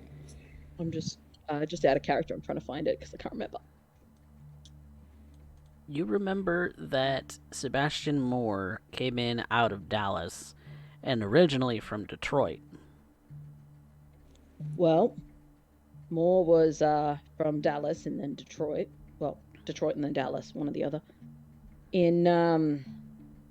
So I'm assuming he picked up Harrison somewhere along the way, same as he did the other two poor schmucks that he was working with.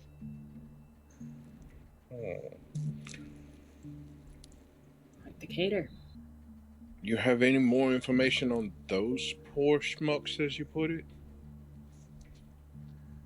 Yeah, not really. Names? Nothing? No, we got names. They're all dead, right? Yeah. Except for the Harrison fella? Yep.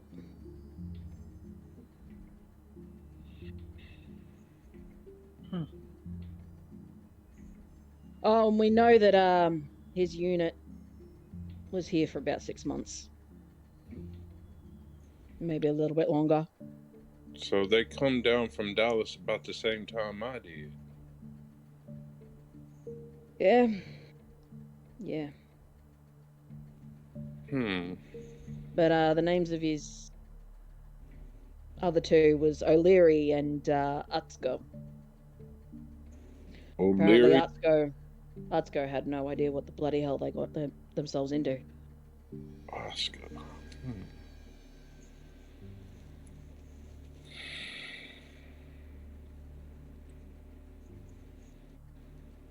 Wait, what do you mean by that? That they're just picking people off the street that have some specialty and throw them into the ringer with y'all? Fuck if I know.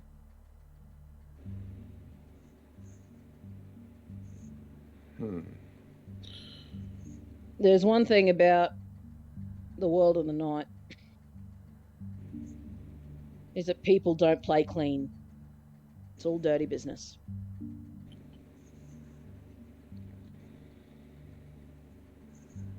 That's something you got to get used to.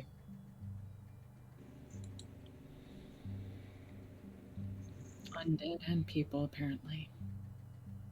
That's right.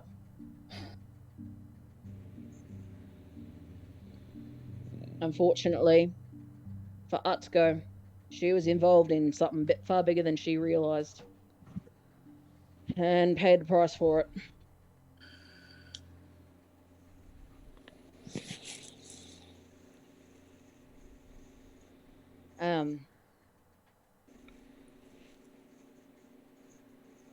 So yeah.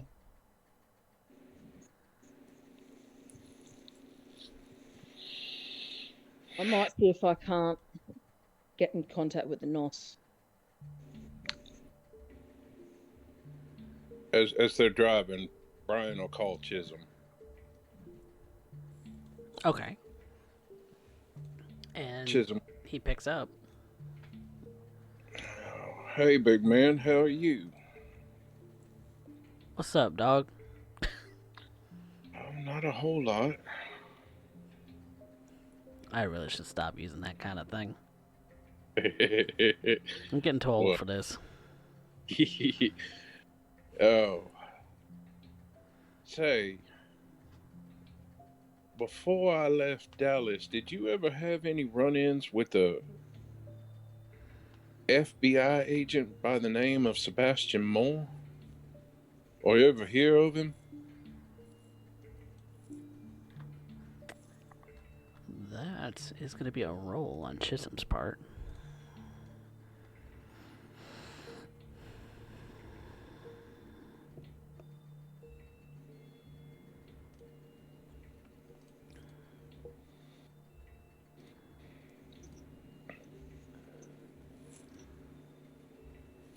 Nah. Fuck if I know. We weren't exactly dealing with a whole lot in the way of FBI nonsense and shenaniganery going on in Dallas. Just curious. Why? Well, seems he may have brought the Second Inquisition with him from Detroit. Watch your goddamn mouth. I'm watching it as best I can, but that seems by all appearances to be the case here. No. You don't say words like that on the fucking telephone. Yeah, just a quick question. Did Ray hear him say that? He's in the car. He's in the truck. I When didn't he close said the that, window. when he said that, Ray would have like smacked a hand on the window.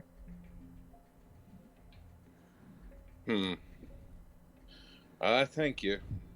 If I need anything else, I'll be in touch. Wait, you said out of Detroit? Yes, sir.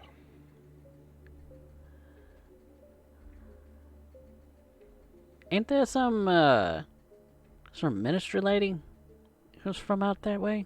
I forget her name. Marjani? No. No, Marjani is not from Detroit.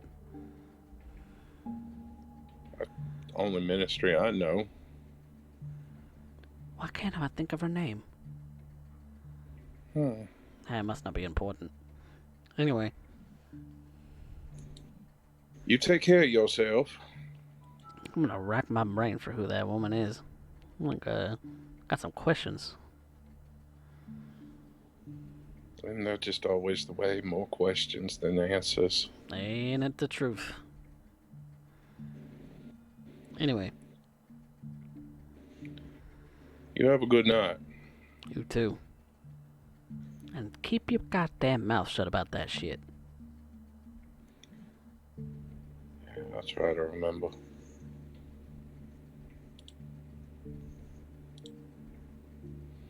Okay, goodbye. Bye. And Brian will hang up the phone. Wait. Fuck, I hate those things. You can't go talking about that shit. You know that they can track you by that, right? Pick up keywords and shit. Burner phone to burner phone. You don't think they won't figure it out?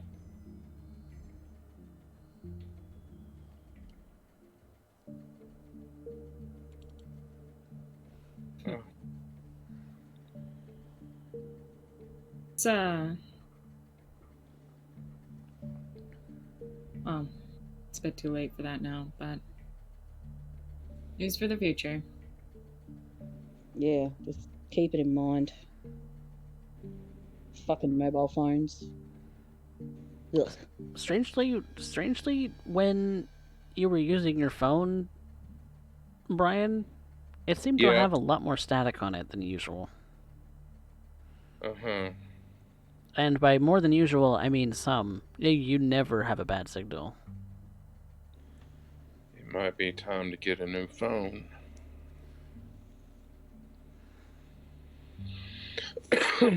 Oh, speaking of.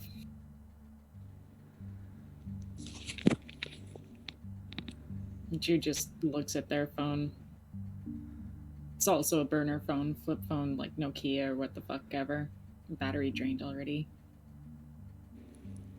Yep, he only just charged it over the day.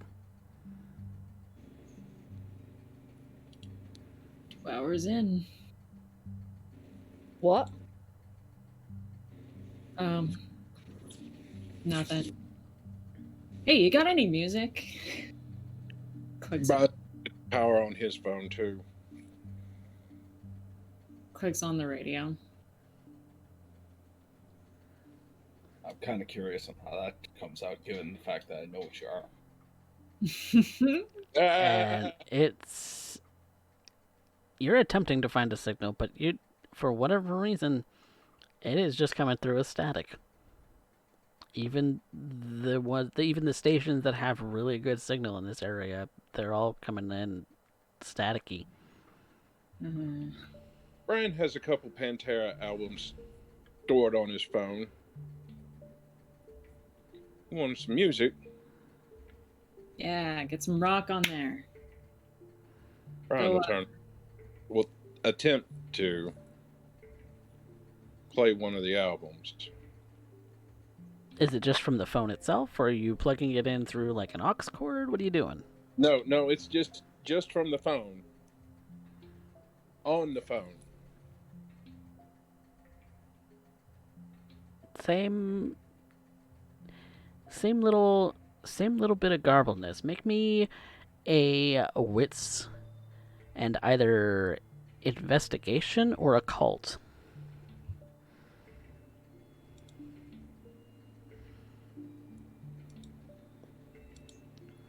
Man, I think your phone's broken. I think your car radio's broken. I think we're all broken. It seems, Brian, it seems to garble more when you put it anywhere near Jude.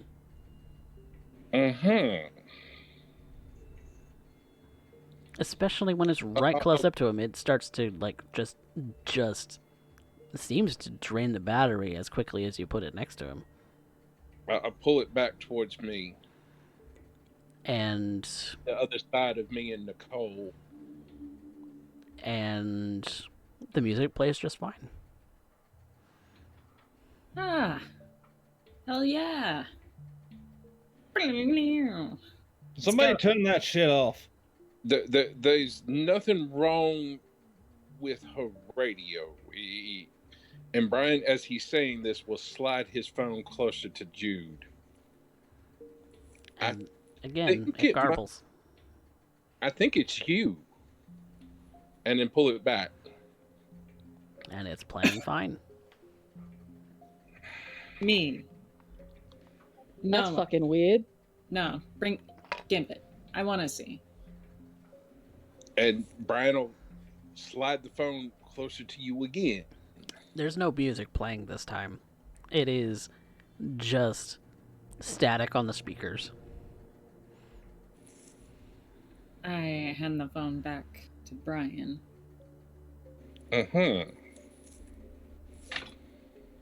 Hold it away from Jude. It's playing just fine. I'll actually switch over to a older album instead of Pantera. Maria did ask so politely that I turned this shit off. Playing something a little more along the lines of 70s. Jim Croce, TCR, Three Dog Night, something along those lines. Fuck. Got any Akadaka on there? Say what again? Akadaka. AC/DC? Yes. And why can't you say AC? I'm fucking Aussie. That's what we call it, mate. And Brian will immediately turn on Highway to Hell. That's right.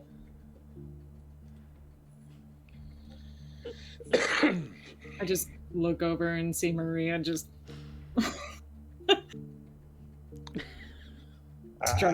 I know this is sacrilegious to you, but...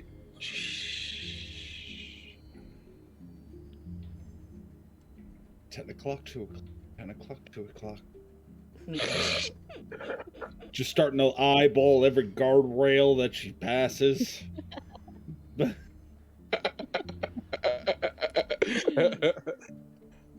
You know, just gonna limp away if you do it. Well, except for maybe. And Brian just kind of... Oh, it's a hostage situation.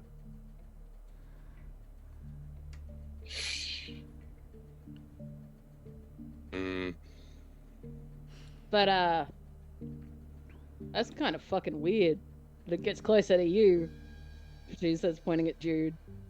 Yep. And it goes fucked. Anyone else who wants to make one can make a wits occult if they want to. You know,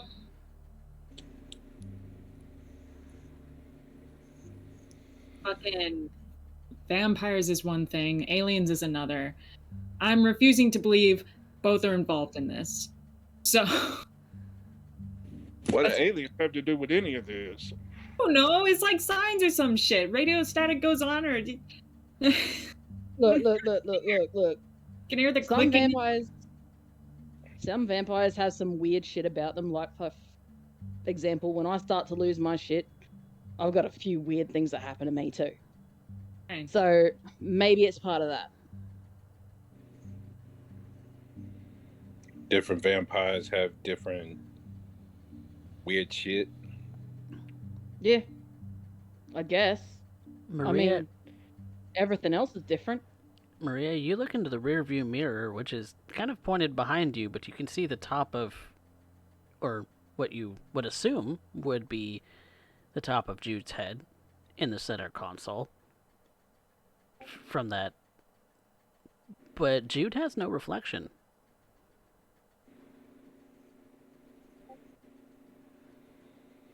Adjust. Not like the rearview mirror actually can see through because of the cab. Or because of the cover. She has to use side mirrors anyway for driving, so she just kind of jerks it directly over. Yeah. Every so often, Jude could probably see in the rear view mirror, Maria just eyeballing.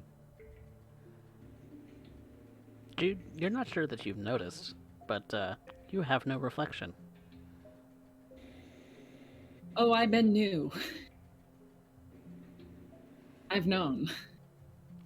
Part of my job to look a certain way. Well, was.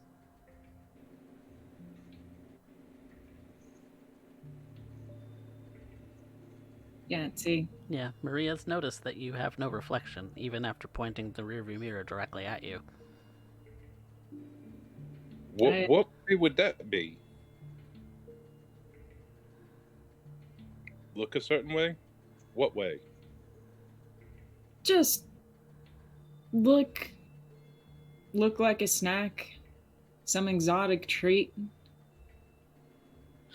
You do that very well. Thank you. I try. It's how I get money and other things. Look, Money and other things, eh? that just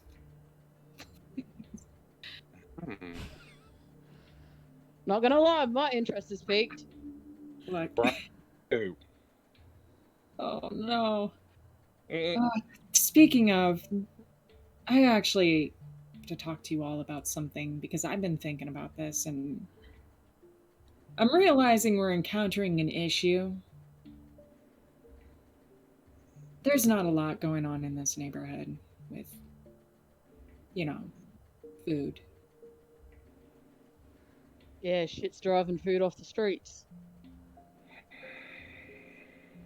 Yeah. What do Coincidentally. you suggest we do? Well, I got in touch with this guy. His name is Troy Bennett. I call him Bennett. He works up in Baron Velda's domain.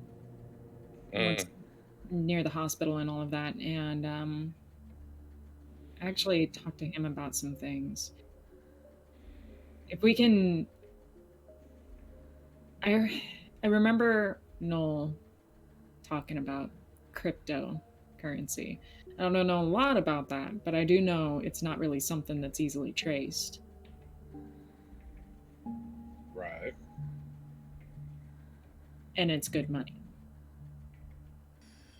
So my idea was that Troy works a certain type of underground gig.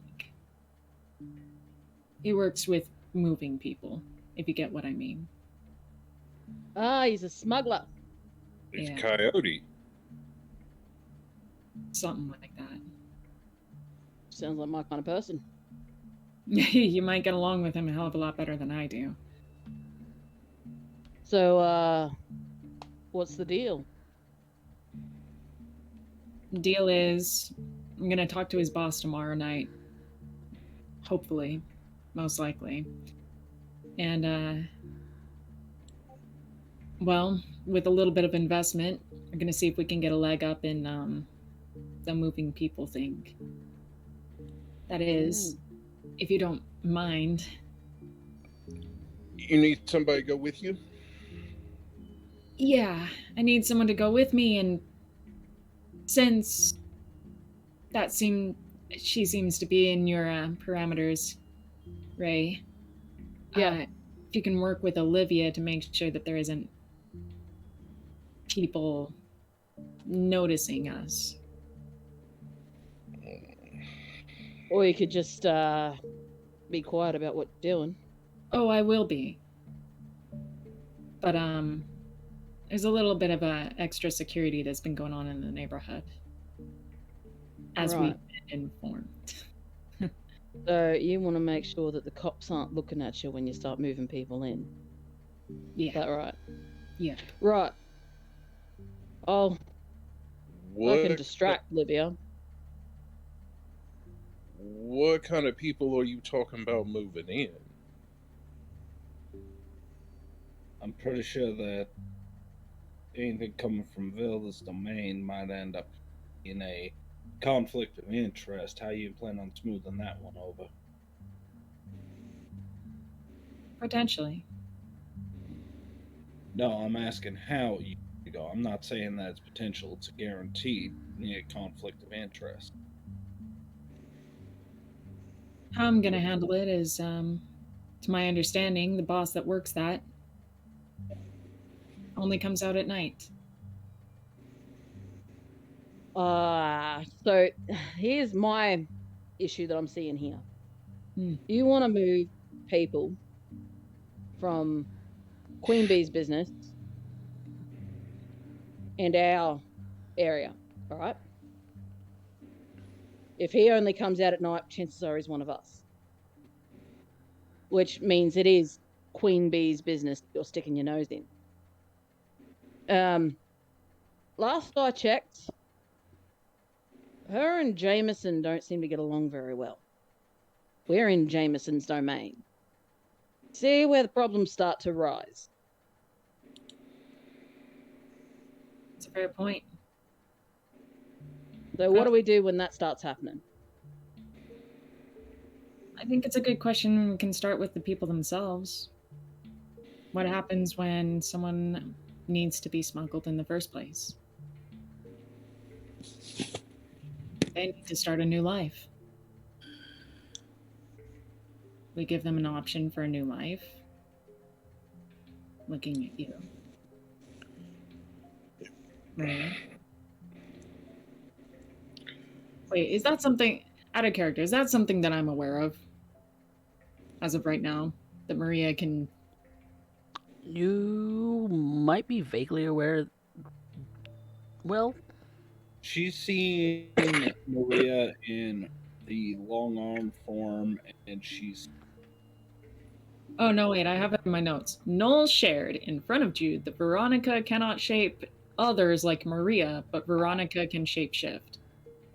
And he specified it under those terms. okay. Shapes herself, not others, like Maria. Yeah. Yeah, I think that's what Veronica would have ended up saying. Yeah. Brother keeps better notes than I do.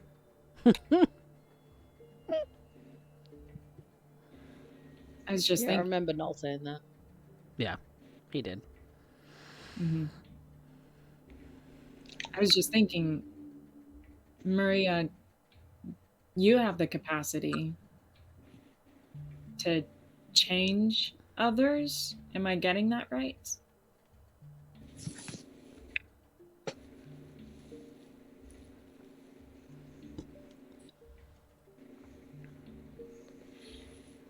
Yay, nay? Maria? Oh, I'm all for this idea. After all, working out fantastic for Nicole. Ain't that right, Nicole? Mm-hmm. Mm-hmm. I like this idea. Bring them on down. Can do that. Give them life. And, no harm done if no one knows who they are. vice versa. An interesting concept. We know who they are. And we can keep a record of their tracking. And I hate to say it, but homeless shelter, an idea would also be a good way to keep stock. Right. So homeless shelter. Yeah. I like that idea. That's one I can get on board with. And I can probably help you out with that one. Okay. But again, the smuggling. Are you trying to smuggle people out of Velda's domain to ours, or are these people coming from other places here? It's a mixed bag. I'll have to talk with Bennett to specify. Either he's smuggling people out there, or if he's just trying to smuggle people into the city in general, and what's going on with that. But as far as our concerns about the situation with Velda,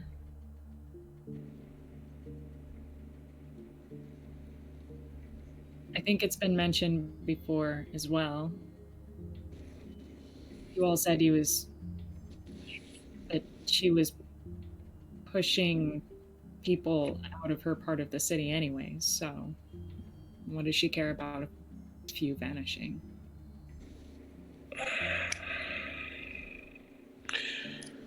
You could ask Maria about that. Not necessarily Baron Velda that's going to have the issue, so much as maybe other folk under her domain. My thought is, though, people are going to start noticing a major influx of people coming into our part of the city. So it's going to have to be a slow drip feed, if you know what I mean. Well, we already have a cover. Do you have any idea on how much space we're going to need?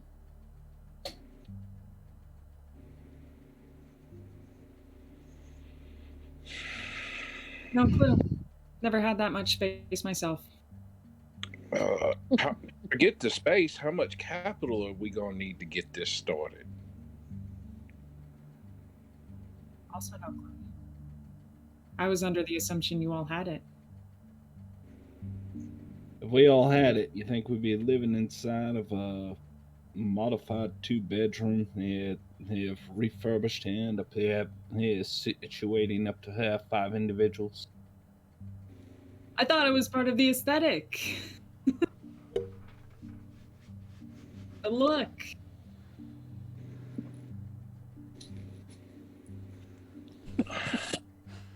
Fucking funny. Oh, God. 10 o'clock, 2 o'clock, 10 o'clock, 10 o'clock, 2 o'clock. What's that, Maria? Nothing. I have to talk to Noel about it. See if he can't get Faust on board. Where am I dropping you guys off? I got a place to be. You gonna drop me off at the Haven?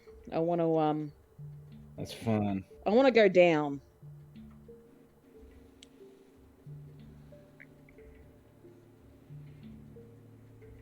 Okay.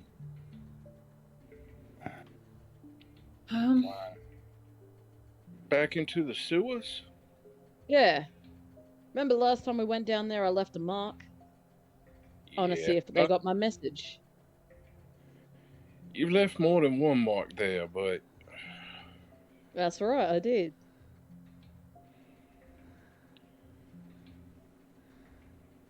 Nicole, you'll be going with her. Extra eyes. You don't need to worry about everybody here looking at you funny, because no one who... well, no one will be noticing you. I'll come with, but... Yeah, right. You need any help, Maria? You a surgeon? Not to my knowledge, no. I appreciate it, Brian, but no. I've been requested to end up dealing with Lisa problem, so I'm gonna tend to it. Okay. Well, Brian, I'll join you, Ray. Oh, Can't we got hurt. a party going in the sewers, huh? Something. I ain't got no problem getting down and dirty. Well, at least they got some backup if Dismal decides he wants to show his ugly face. That was my thinking.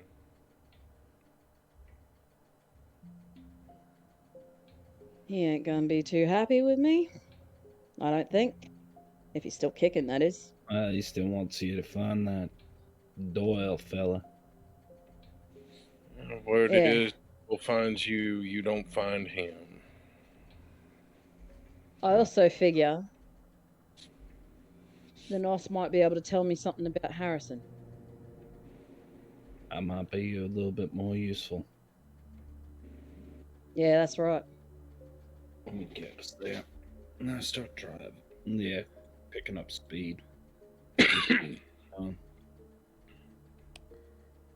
And Maria drops the three of you, four of you, including Nicole, off at the Coterie Haven. Brian will say, give me just a minute. He'll run in the house and throw his phone on the charger. Be right back out. So for now, Brian has no phone. None at all. You guys got flashlights you can bring? No. No. Can you see in the dark? Well enough. And when I say dark, I mean pitch. I haven't tried. Fair enough. I'm a little afraid of the dark lately. Why's that? Probably because now I know there's things in it. Like you? Well, you're going to have to get used to it. Because you're one of the things in the dark. Not a fan. Not a fan. You're going to have to become a fan pretty damn quick. We go bump back. Alright. Now, before we go down there. Jude. You ever run into one of our kind that not very pretty? There was Suarez, I think his name was. Yeah. Yeah, Well, he didn't we're look... going into their territory. Ah. Got it. So, bite your tongue. I'll let you do the talking. Nicole. If you see something freaky, don't freak out. What? Well, you're coming with us, aren't you? You're heading down there. Okay. I want you to look after them. Anything tries to get mean to them, you be mean back. I just hear her voice in the back. I'm trying to look, but I don't quite see anything. Okay. Poke your head through the window, would you? Yeah, it's very clear on what Jude's trying to do. Amiga. And you see a very long, elongated human face. Oh my.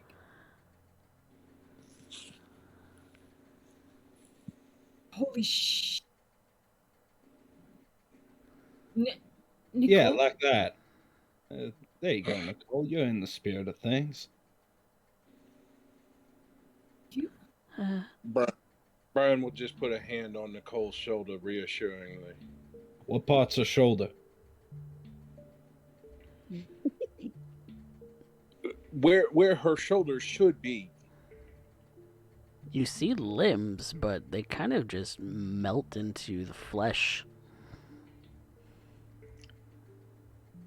At a joint you Again. think is the shoulder, but there's no real shoulder bone to speak of. I'm just guessing here.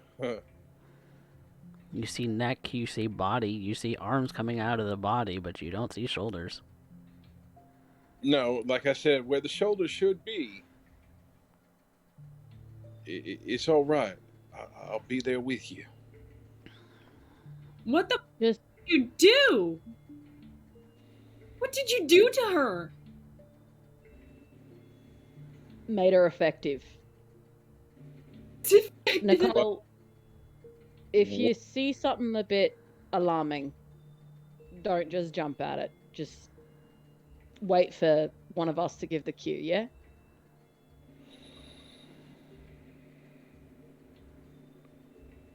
I don't. Like I said, I don't all understand. those people you wanted to bring in, Jude, they're going to be very useful.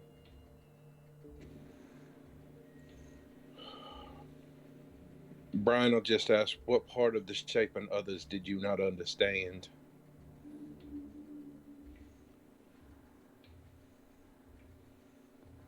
Of it.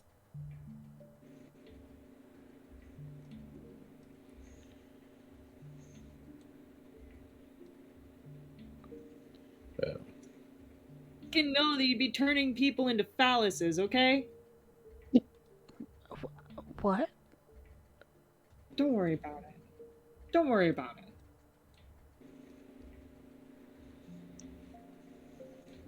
God, this is like after humans bullshit. Ugh. It's okay, Nicole. Jude's just trying to adjust to your new appearance. It's a bit alarming on first sight. I would tend to agree. Kind of the point.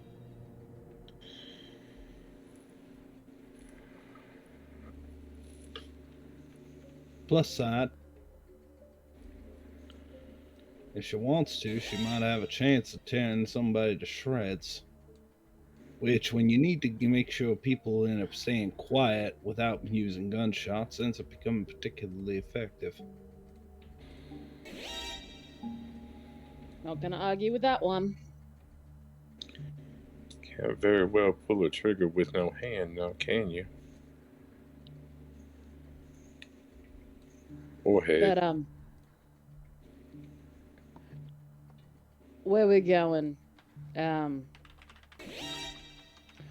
it's home to some not very pretty individuals. So you might see someone who looks as alarming as yourself, Nicole.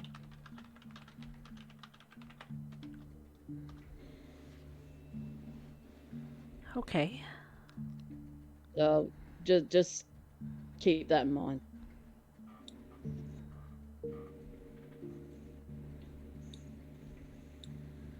Oh, good God. Right. What's God got to do with any of this? We'd like to have nothing to do with it. Let's be real here. Right. Brian, you can't see very well in the dark, can you? That's why I grabbed a flashlight. Alright. So down we go, I guess. Maria, give Lisa my regards, would you? Of course.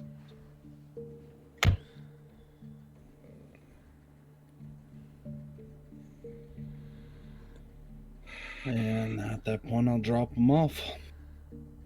I gotta get to the hospital. Be safe out there, Maria.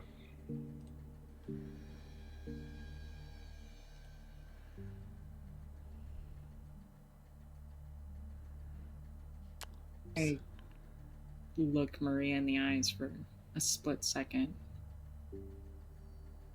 And I just turn away.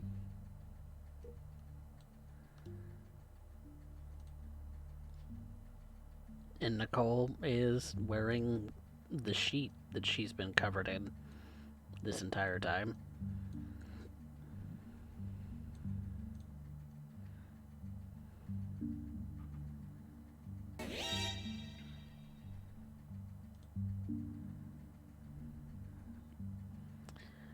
All right.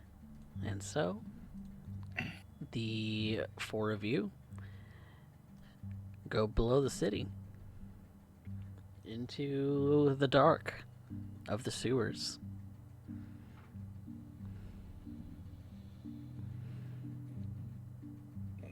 It's a little bit wetter down here. It's very humid than it was up top. Colder, even. Stepping below. As soon as we enter the area without light and peering into the darkness, I kind of freeze up for a moment. Brian gets down, he'll turn his flashlight on. Rei hits the bottom. She kind of taps Jude on the shoulder and says, "Check this out." She closes her eyes and she activates Eyes of the Beast. And when she Her opens her just eyes start again, glowing points of red. very large, kind of red irises glowing in the dark.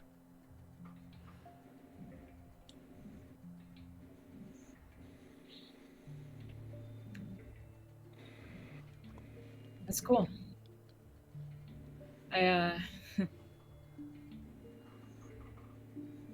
You look like an enemy in a video game, honestly. Rei partners is one of her rather unsettling toothy grins. She's like, "Yeah, it's a new trick I picked up." Oh, Can you teach me? I don't know. Picked it up by watching Granny. Granny, what's her face? Melody. Melody? Granny Melody. Yeah. so Hmm. I don't think I can do anything like that. But I'm just gonna stick close to Whip, Brian, Whip, flashlight, Whip. Whip. Do you prefer that? Yes, I do. Okay. Noted. Pseudonames and all Stick that. close, Nicole. Stick close, Nicole. Mm-hmm. I'm right behind you.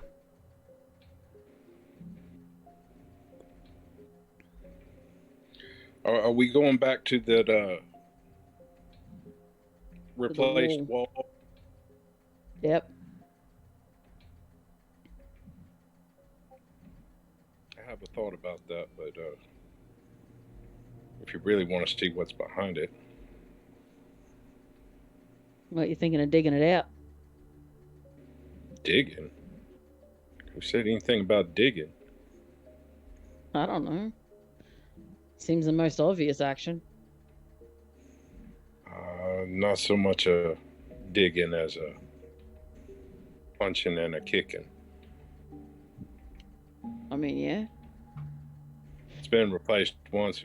Say they won't do it again. You know. That's fair. I'm more interested in the fact that the unclaimed seemed so interested in marking over my mark. Oh, you want to see if they've done it again? I see. Yeah. Maybe posted somebody there to keep an eye on the place. Maybe somebody that we can talk to, besides Dismal. Fuck the Nosferatu in this city are hard to get in contact with. As we're walking, Brian's voice gets a little bit lower, and Brian wants to sense the beast and see if there's anybody besides Jude or Ray and himself. There is a stipulation to sense the beast. It has to be someone that you can see. Right now, you're in the dark, so the only people you can see would be Jude, Ray, and Nicole. Right.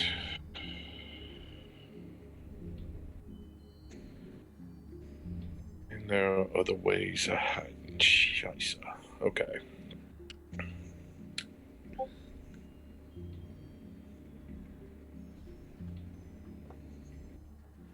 So if you want to sense the beast on Jude, Ray, and Nicole, you can, but they're the only people you can see. If I know that, that'll be a waste.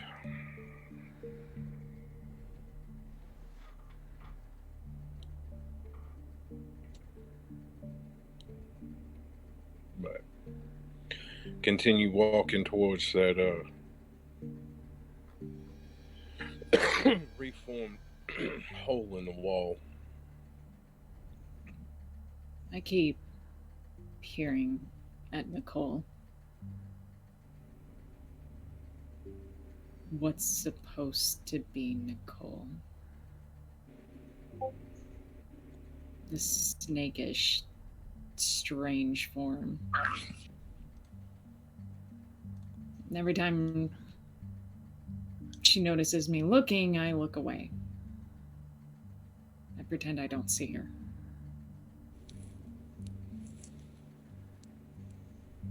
Focus. Focus. What are we looking for precisely, Ray? Well, there's some sections of this wall that are falling apart, but I've left my mark on certain areas. Pretty sure I showed you what my mark was. You did, yeah. Yeah. So, there was one section that was a bit bigger than everything else that I put my mark on. Came back and one of the unclaimed had scratched it up and put the unclaimed mark beside it. So I put my mark beside the unclaimed mark. I want to Weird. see if they came back. A little bit of a turf war or something. Nah. Okay. I want to meet with them. All right.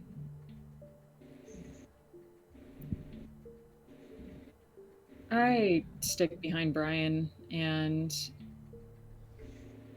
wait for everyone to not be looking at me. Not have their backs basically turned to me. And I'm going to go ahead and when no one can actually reasonably see anything regarding what I'm doing, then I'm going to use my Oblivion Sight. I'm going to make a quick perception roll, see my surroundings, and then basically tune it back. I can see things. Let's see. I can ignore all low light penalties I can see in natural and supernatural darkness. If a ghost is present and not attempting stealth or using a power to conceal its presence, the spirit becomes visible to my eyes. It's a ghost. Okay. You don't see any ghostly presences, and is there any kind of physical manifestation for Oblivion Sight? Yes. Your eyes The go reason why black. Mm-hmm. Okay. So if you're looking to not have anyone notice that you're using that, then I would like you to make me a wits awareness versus if Ray and Bryan are occasionally keeping their eyes off passively, then then we can roll off. Brian is Ray is. only looking back Sorry, and go. Bryan is what? Brian is constantly looking back and forth. The light is always pointed the direction they're going, but he's trying to make sure nobody's trying to creep up behind him as well. Okay. Do you you don't have anything that would keep you that would give you and negate any low light penalty. So you're going to make a wits awareness -2.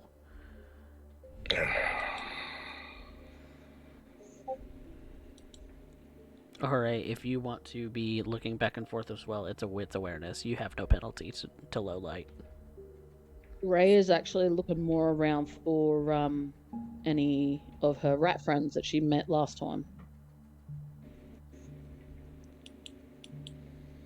Meets it beats. You occasionally glance back, and you swear that Jude's eyes are inky pits for just a brief second, and then they go back to normal.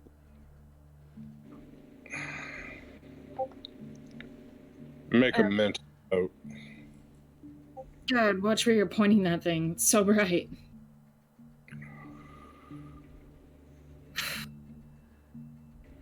I'll make a mental note of that. Something to talk to Jude about later. Ray, if you're predominantly looking forward, then you can make me a wits awareness to see if you can find your rat friends.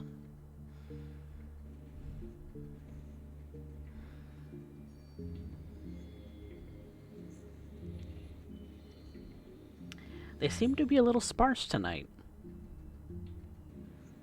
That's a bit weird. Wonder if somebody's been chowing down.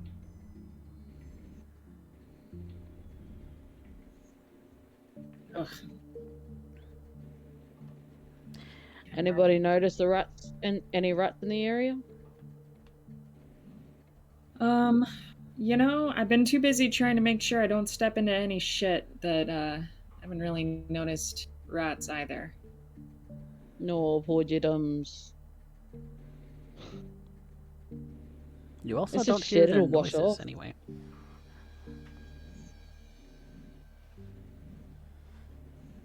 That's not a good sign. Our voices should be echoing down here. Are they? They are. That's what I thought. That's why Brian's trying to keep his voice as low as possible.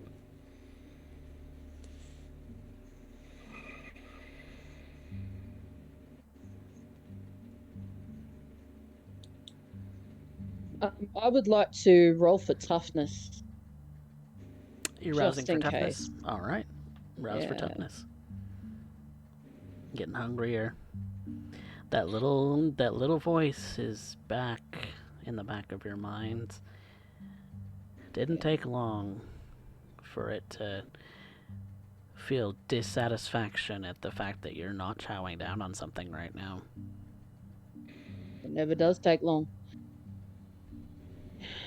I don't like the fact that there aren't any noises down here.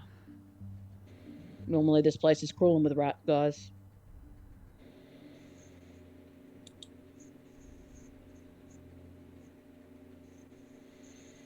And when you reach that section of the wall that was newer with the marks, you see that yours has again been, this time, power washed off. Looks power washed, anyway. Looks scraped.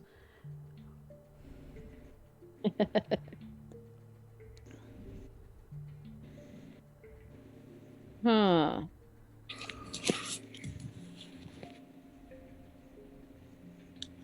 Pretty insistent, aren't they?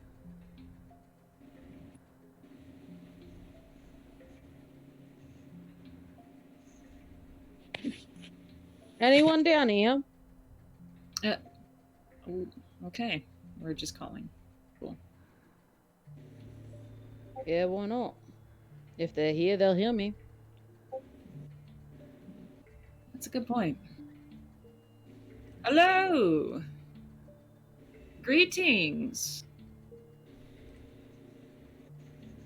Well,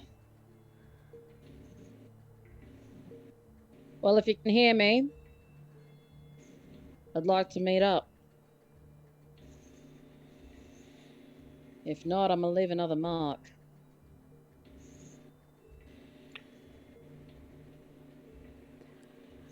You're a rather insistent lot, aren't you? Well, I don't know about them, but I am. Who have I got the pleasure of talking to? The ghost of San Antonio. The Ghost of San Antonio, eh? That's quite a hefty title. As it should be. My name's Ray. I'm sure you heard of me. Yes, I've heard of you. So, does that mean that you're, Urian Doyle? Heavens, no. Evans, no. I thought he was the one that claimed to be the ghost of, San Antonio. No, you're thinking of the War Baron. Oh, right, that one. Right. Who might you be? I'm the one who makes already said. problems disappear. Huh. I was hoping to get in touch with the Unclaimed, since this is their mark. It is their mark. It is also mine. It's your mark.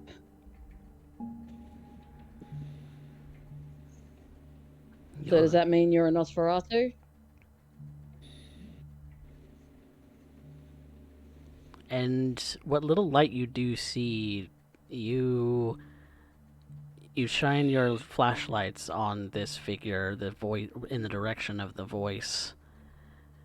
And there is a figure there. Tall. Ray actually very reaches tall. out to push. Ray actually reaches out to push the flashlight down, so that it's not shining in his face. But what you see in your low light vision, those of you who have it up right now, is a man in a suit with bandages wrapped around his face, gangly teeth, pinprick eyes that kind of glow.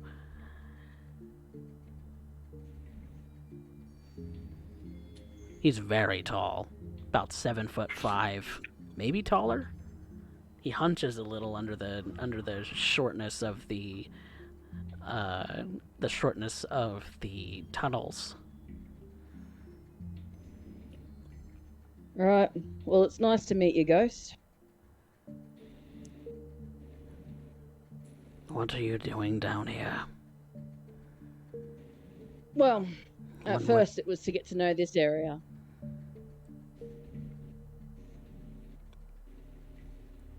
One But, would think that... Well... Who am I to judge what fledglings do?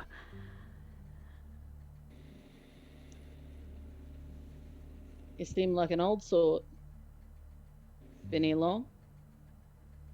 Long enough. Yeah. I was hoping to get in touch with the Unclaimed. I was hoping I could perhaps barter for some information. Speak your piece. I'm looking for a bloke named Harrison. There's a bit of a ruckus. It happened a little bit back. Not very long. Possible ties to the Second Inquisition. I was wondering if anybody might know anything about where I got to. I've heard the murmurs about this Second Inquisition. That Certain individuals from your coterie are looking for the War Baron because they don't believe in their barons. Yeah, well, when your barons won't listen to you, and you're really fucking sure that there's something happening, where else do you turn? You figure out how to deal with it yourself, or you look for somebody else that can. And you get the impression that your barons care nothing for your plight. Oh, I get the impression that our barons would rather throw us out if they could. I get the impression they're just looking for any excuse to end us permanently. And why should I not indulge them?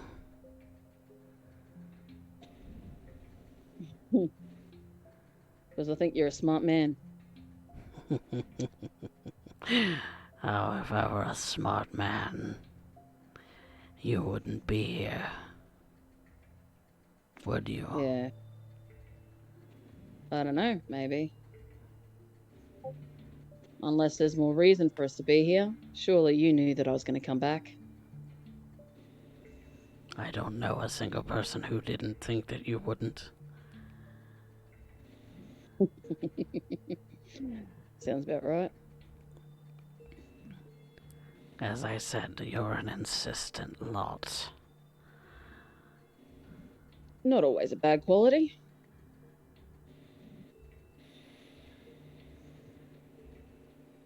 But you So, want to know more about this Harrison.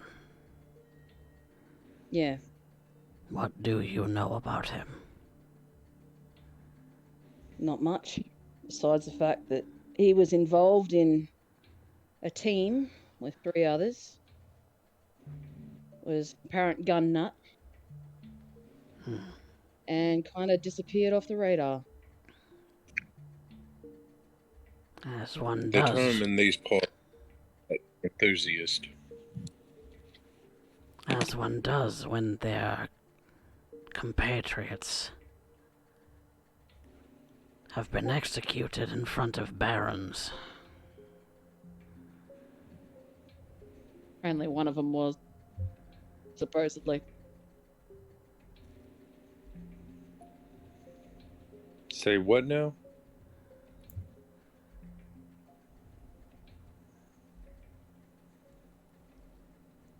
We are talking about more, aren't we? Yes, more. Hmm.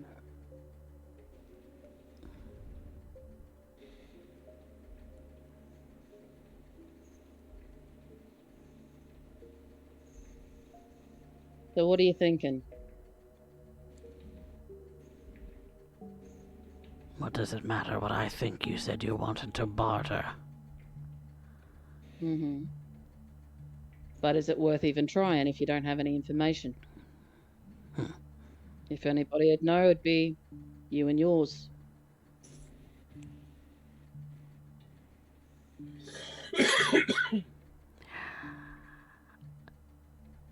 I am going to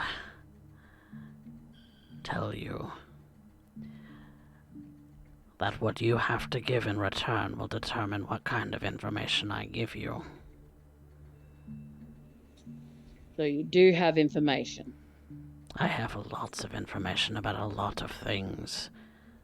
Oh, hooray, Wilson. Glad to hear it. Suppose you'd know what happened to Carnage too then while you're at it. I have a vague idea. Right. Well, what would you be after? What do you have to What offer? would a man like you be interested in?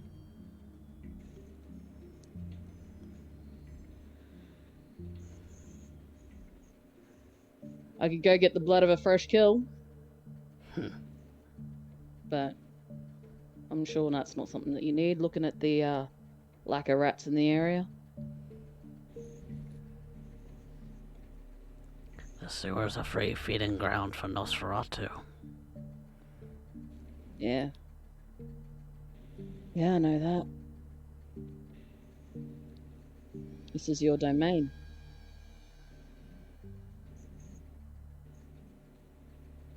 So what else can a little fledgling offer?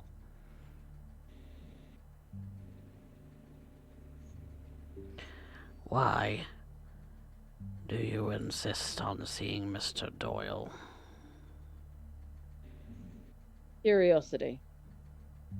That's not all I'd it like is. to learn as well.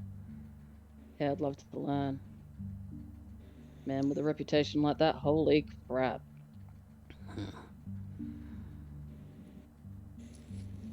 And do you know why he has that reputation? Supposedly, because he ran the Camarilla out of the city.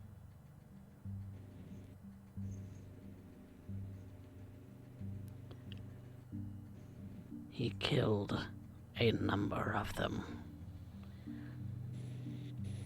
Wiped it in their faces. And they fled with their tails between their legs. Like Sounds like a dogs. man that I'd love to learn from.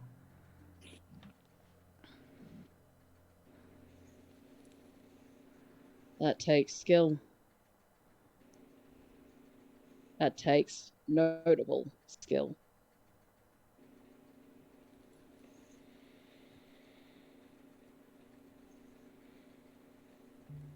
I'd say you probably know a bit about me.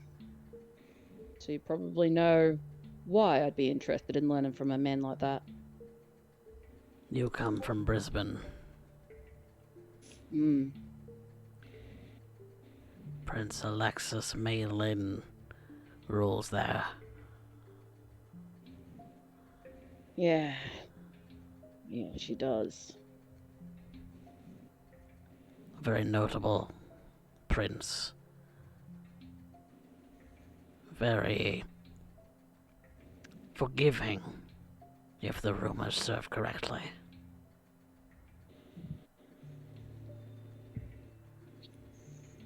If that's what you want to call it. That's what the rumors say, anyway. How much Well, stock can rumors aren't always right. Exactly, so why put your trust in a Nosferatu? We deal in rumor. Yeah, but rumor's better than what I've got at the moment. What do you have, Miss Wilson? You haven't answered my question.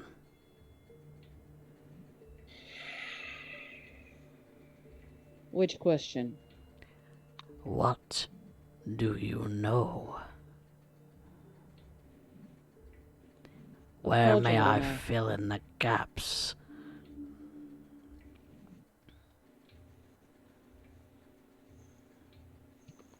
Otherwise, you're wasting my time. I want his whereabouts. Where can I find him? That I do not know. Or at least somebody that's associated with him. Have you gone looking in the places that have been thought of? Have you That was looked? my next step.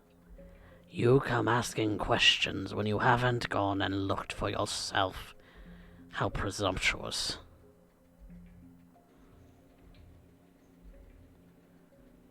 Right. When you have nothing to offer yourself in exchange,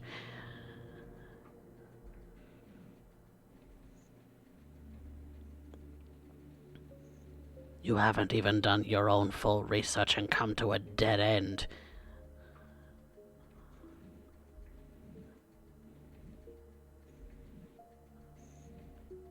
When you can answer my question, I will answer yours. I Until appreciate it. then, you are to stay out of these sewers. If I see you coming back down here with anything less than what it is you know about this Harrison, I will get rid of the problem myself. Are we I understood? appreciate it. Yes, sir. Good. Leave. Of course. Have a good evening, Ghost.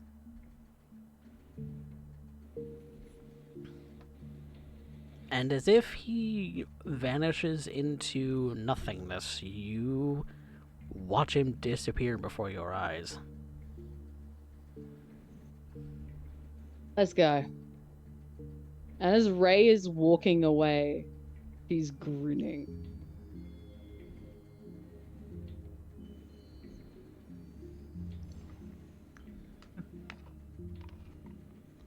Nicole just seems scared out of her goddamn mind.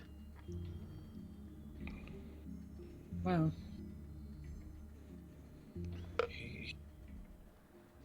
He had a point. He did. What do we know of this man? That's exactly right. Gun range. But now I have something to barter with. You picked that up too, huh? Mm-hmm. Cool. Thank you, Ghost. I appreciate it so fucking much. And now we have a face to put to the name. Is this the guy you were looking for? The No. different. Different. Good different? Or bad different? Could Thanks. be either. Okay. Based on the stories that you've heard about the ghost of San Antonio, they're not wrong. Fuck it. Let's make it a good one. That's what I say. I don't like... I was uncomfortable, not gonna lie. Let's get the fuck out of here. Yeah. I'd rather not push his buttons too much tonight. And with that, I think we're going to call the session for tonight. With Rei, Bryan, and Jude leaving the sewers with Nicole. And we'll catch up with Maria next time with how Lisa's doing.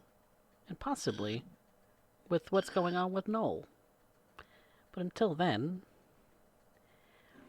we are done with the session for tonight. I do declare, Mm-hmm. when I saw Galvin, I nearly shit my pants. I'm like, this is it. We're gonna die.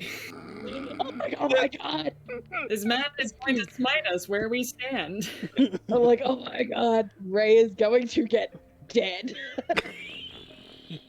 That is not a person you want Ray dealing with. Mojo, just as a reminder, Gavin has a tendency to kill the pretty ones first. I am aware, and the whole time, oh my god, Ray's gonna get us all killed. Nope, Ray got She us what saw we the needed. opportunity there. She saw the opportunity and took it. Dude has a 16 dice pool.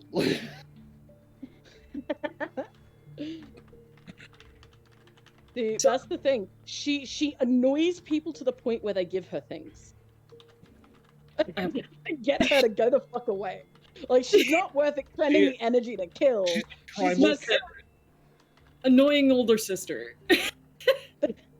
She's like that fly for the older ones. All right, so we have the poll for the audience favorite started. You can use bits or channel points to put more votes in, so do what you want. But yes, we're going to work on, who recovered some willpower today? I failed. I will find out later, depending on how experience looks. Check the sewer mark. Yep. I got my desire done. All right. Perfect. And yes, Black Wolf, I beat you to it.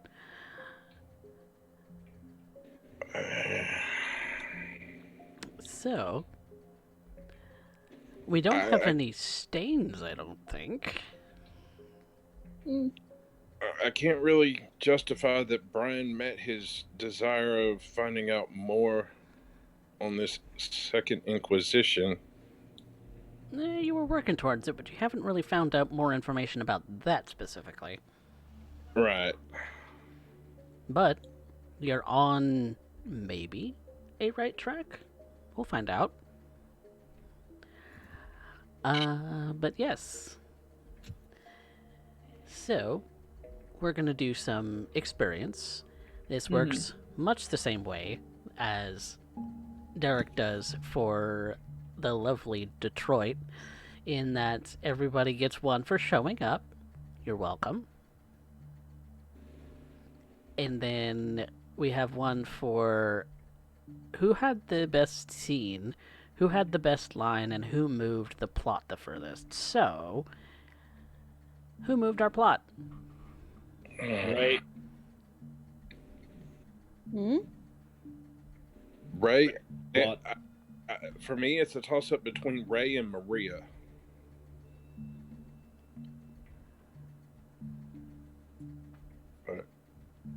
And give it to Ray for giving us a new little plot point.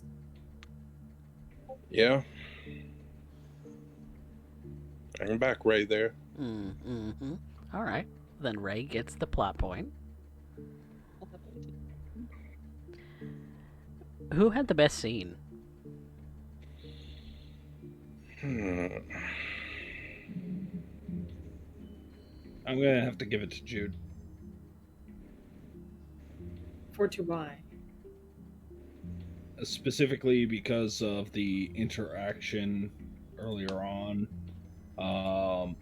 with Castaneda. At that point, I'm like, hey, you're pushing Maria to frenzy here. Oh, God. Honey, you crossing the line.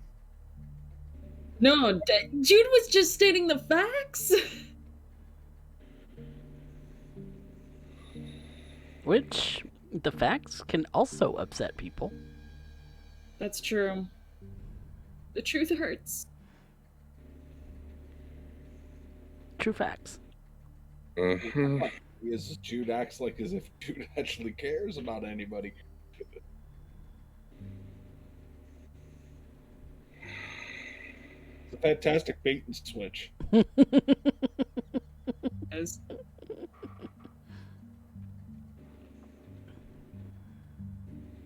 I liked the scene with Jude. I also really liked the scene with Maria and Bryan and Ray all talking, but specifically Maria's part in that, where she was actually getting rather upset with Bryan.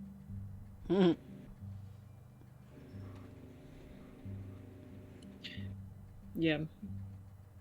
That one was kind of fun to listen to the back and forth on that. Not gonna lie.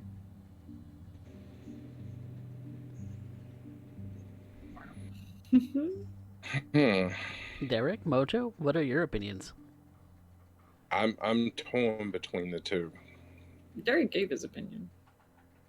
Oh, Yeah. Oh yeah. Mojo's opinion now. Yep. I'm torn between Jude and Maria.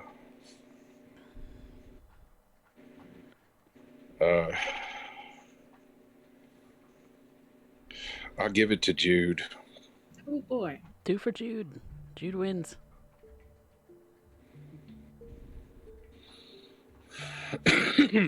Who had Jude for Who had our best line? Oh God, there were so many. Turn that shit off. I want- specifically Maria while I'm the metalhead. Like, yeah, Pantera. Wait a second, I'm playing Maria. Oh no, so painful. I want you to move people underneath me from Jude.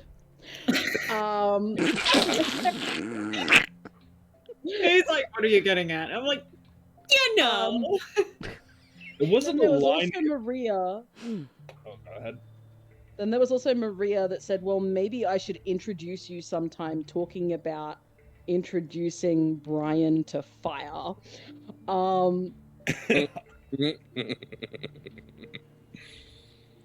And also everybody's reaction to Rei talking about Akadaka.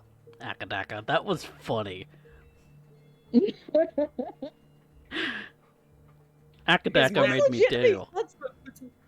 That's legit something that AC/DC gets shortened to over here, is Akadaka. Akadaka. I love it. It's very Australian, and I love that came out in Rei today. There was also Jude, but it wasn't for a line, it was for a reaction. Specifically because Jude's like, yeah, we could smuggle them all over in here. And then all of a sudden gets introduced to Nicole in her current form.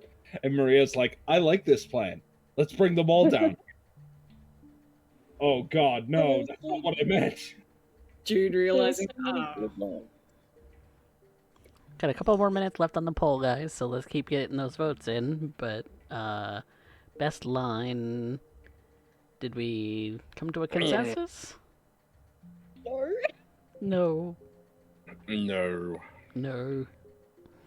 There were so many really good lines. One from Jude, one from Bryan, one from Maria, and one from Rei, right? I'm gonna have to go for Rei's Akadaka, because that was within the same realm and reminded me a lot of Rei saying Mackers to Faust, and Faust What, just being, Mackers? what? Just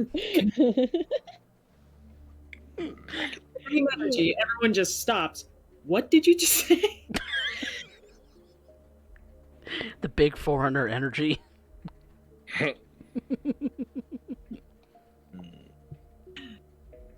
Yeah, Rei. Alright. Rei it is, then. Oh, thank you. For Akadaka and her very Australianness. Yep. A few more minutes on the audience favorite. So how do we feel about the session?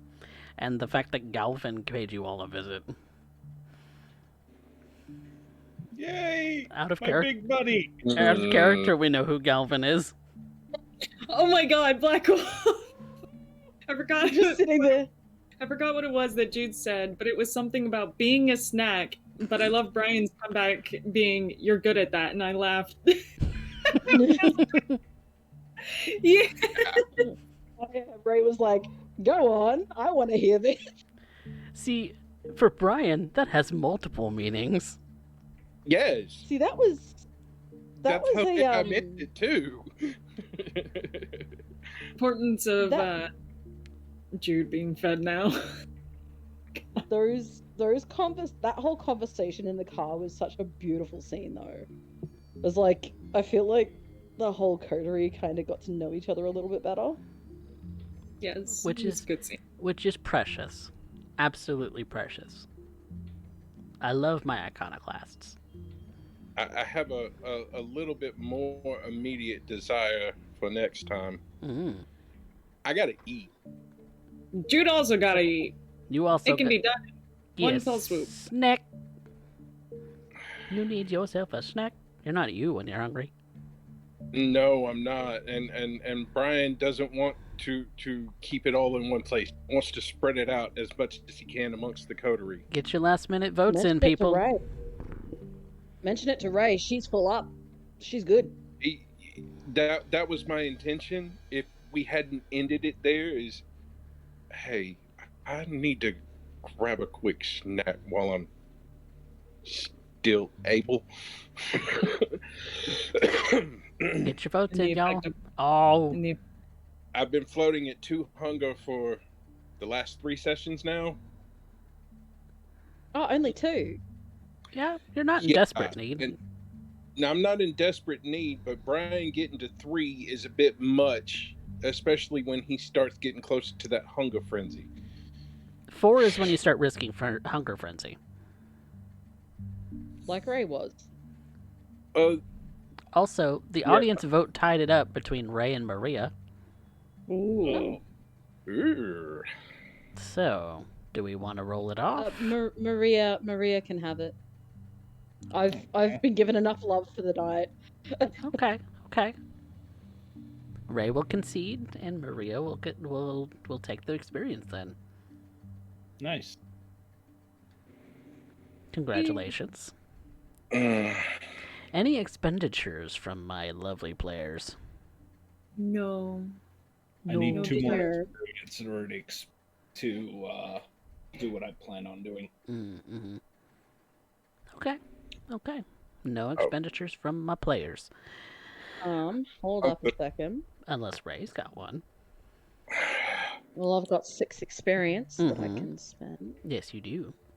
I'm wondering if it might be worth popping one into my craft. Popping one Because that's into something else that she craft. wants to do. Okay. I know that you had plans to Oh. do some to do some crafting in any downtime that you might have. That's exactly right. Then again, it might be worth holding on to. I don't know. I mean, there's I'll mull on it. Don't worry about me. okie dokie. Anything from our good Brian?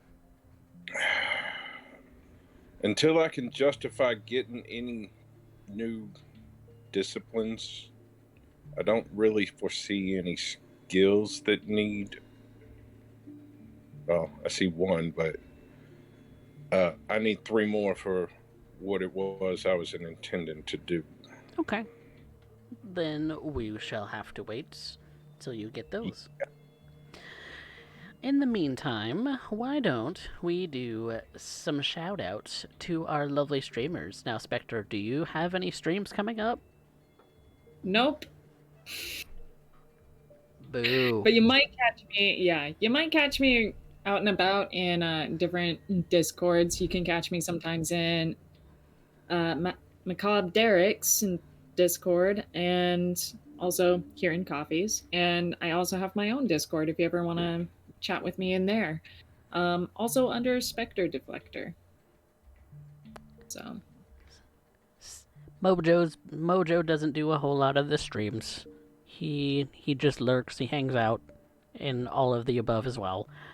But then we have good old Moxiepox from Gathering of Nerds. Why don't you give us an idea where we can find you and what you're doing? So you guys can find me on my group on Gathering of Nerds here on Twitch.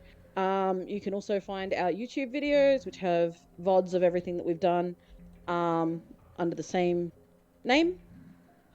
We do all sorts of stuff. We do tabletop games, we do online games, we mess around with other bits and pieces here and there. So come check us out, see what we've got on. I think last night they did a Minecraft stream with some of the people. So yeah, totally come check us out. And if you haven't subscribed to Coffee, do so. Do it. Aw, she shouted right back at me. Well, let's ping pong that off onto Derek. Well then.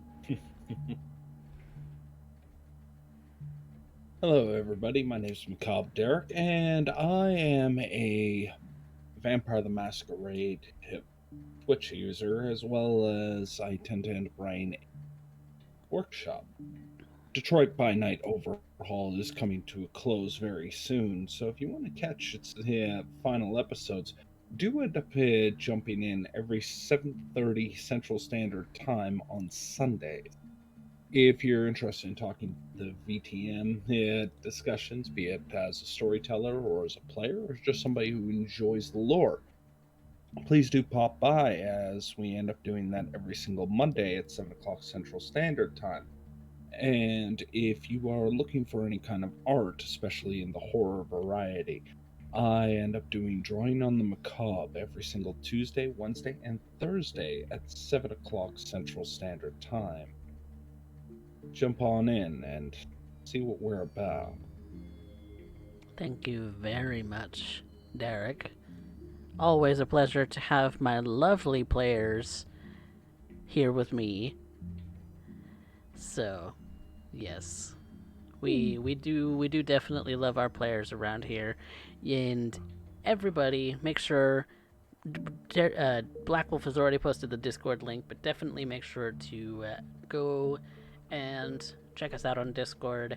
You should also like, subscribe, all of that other jazz here, anywhere that you see this video.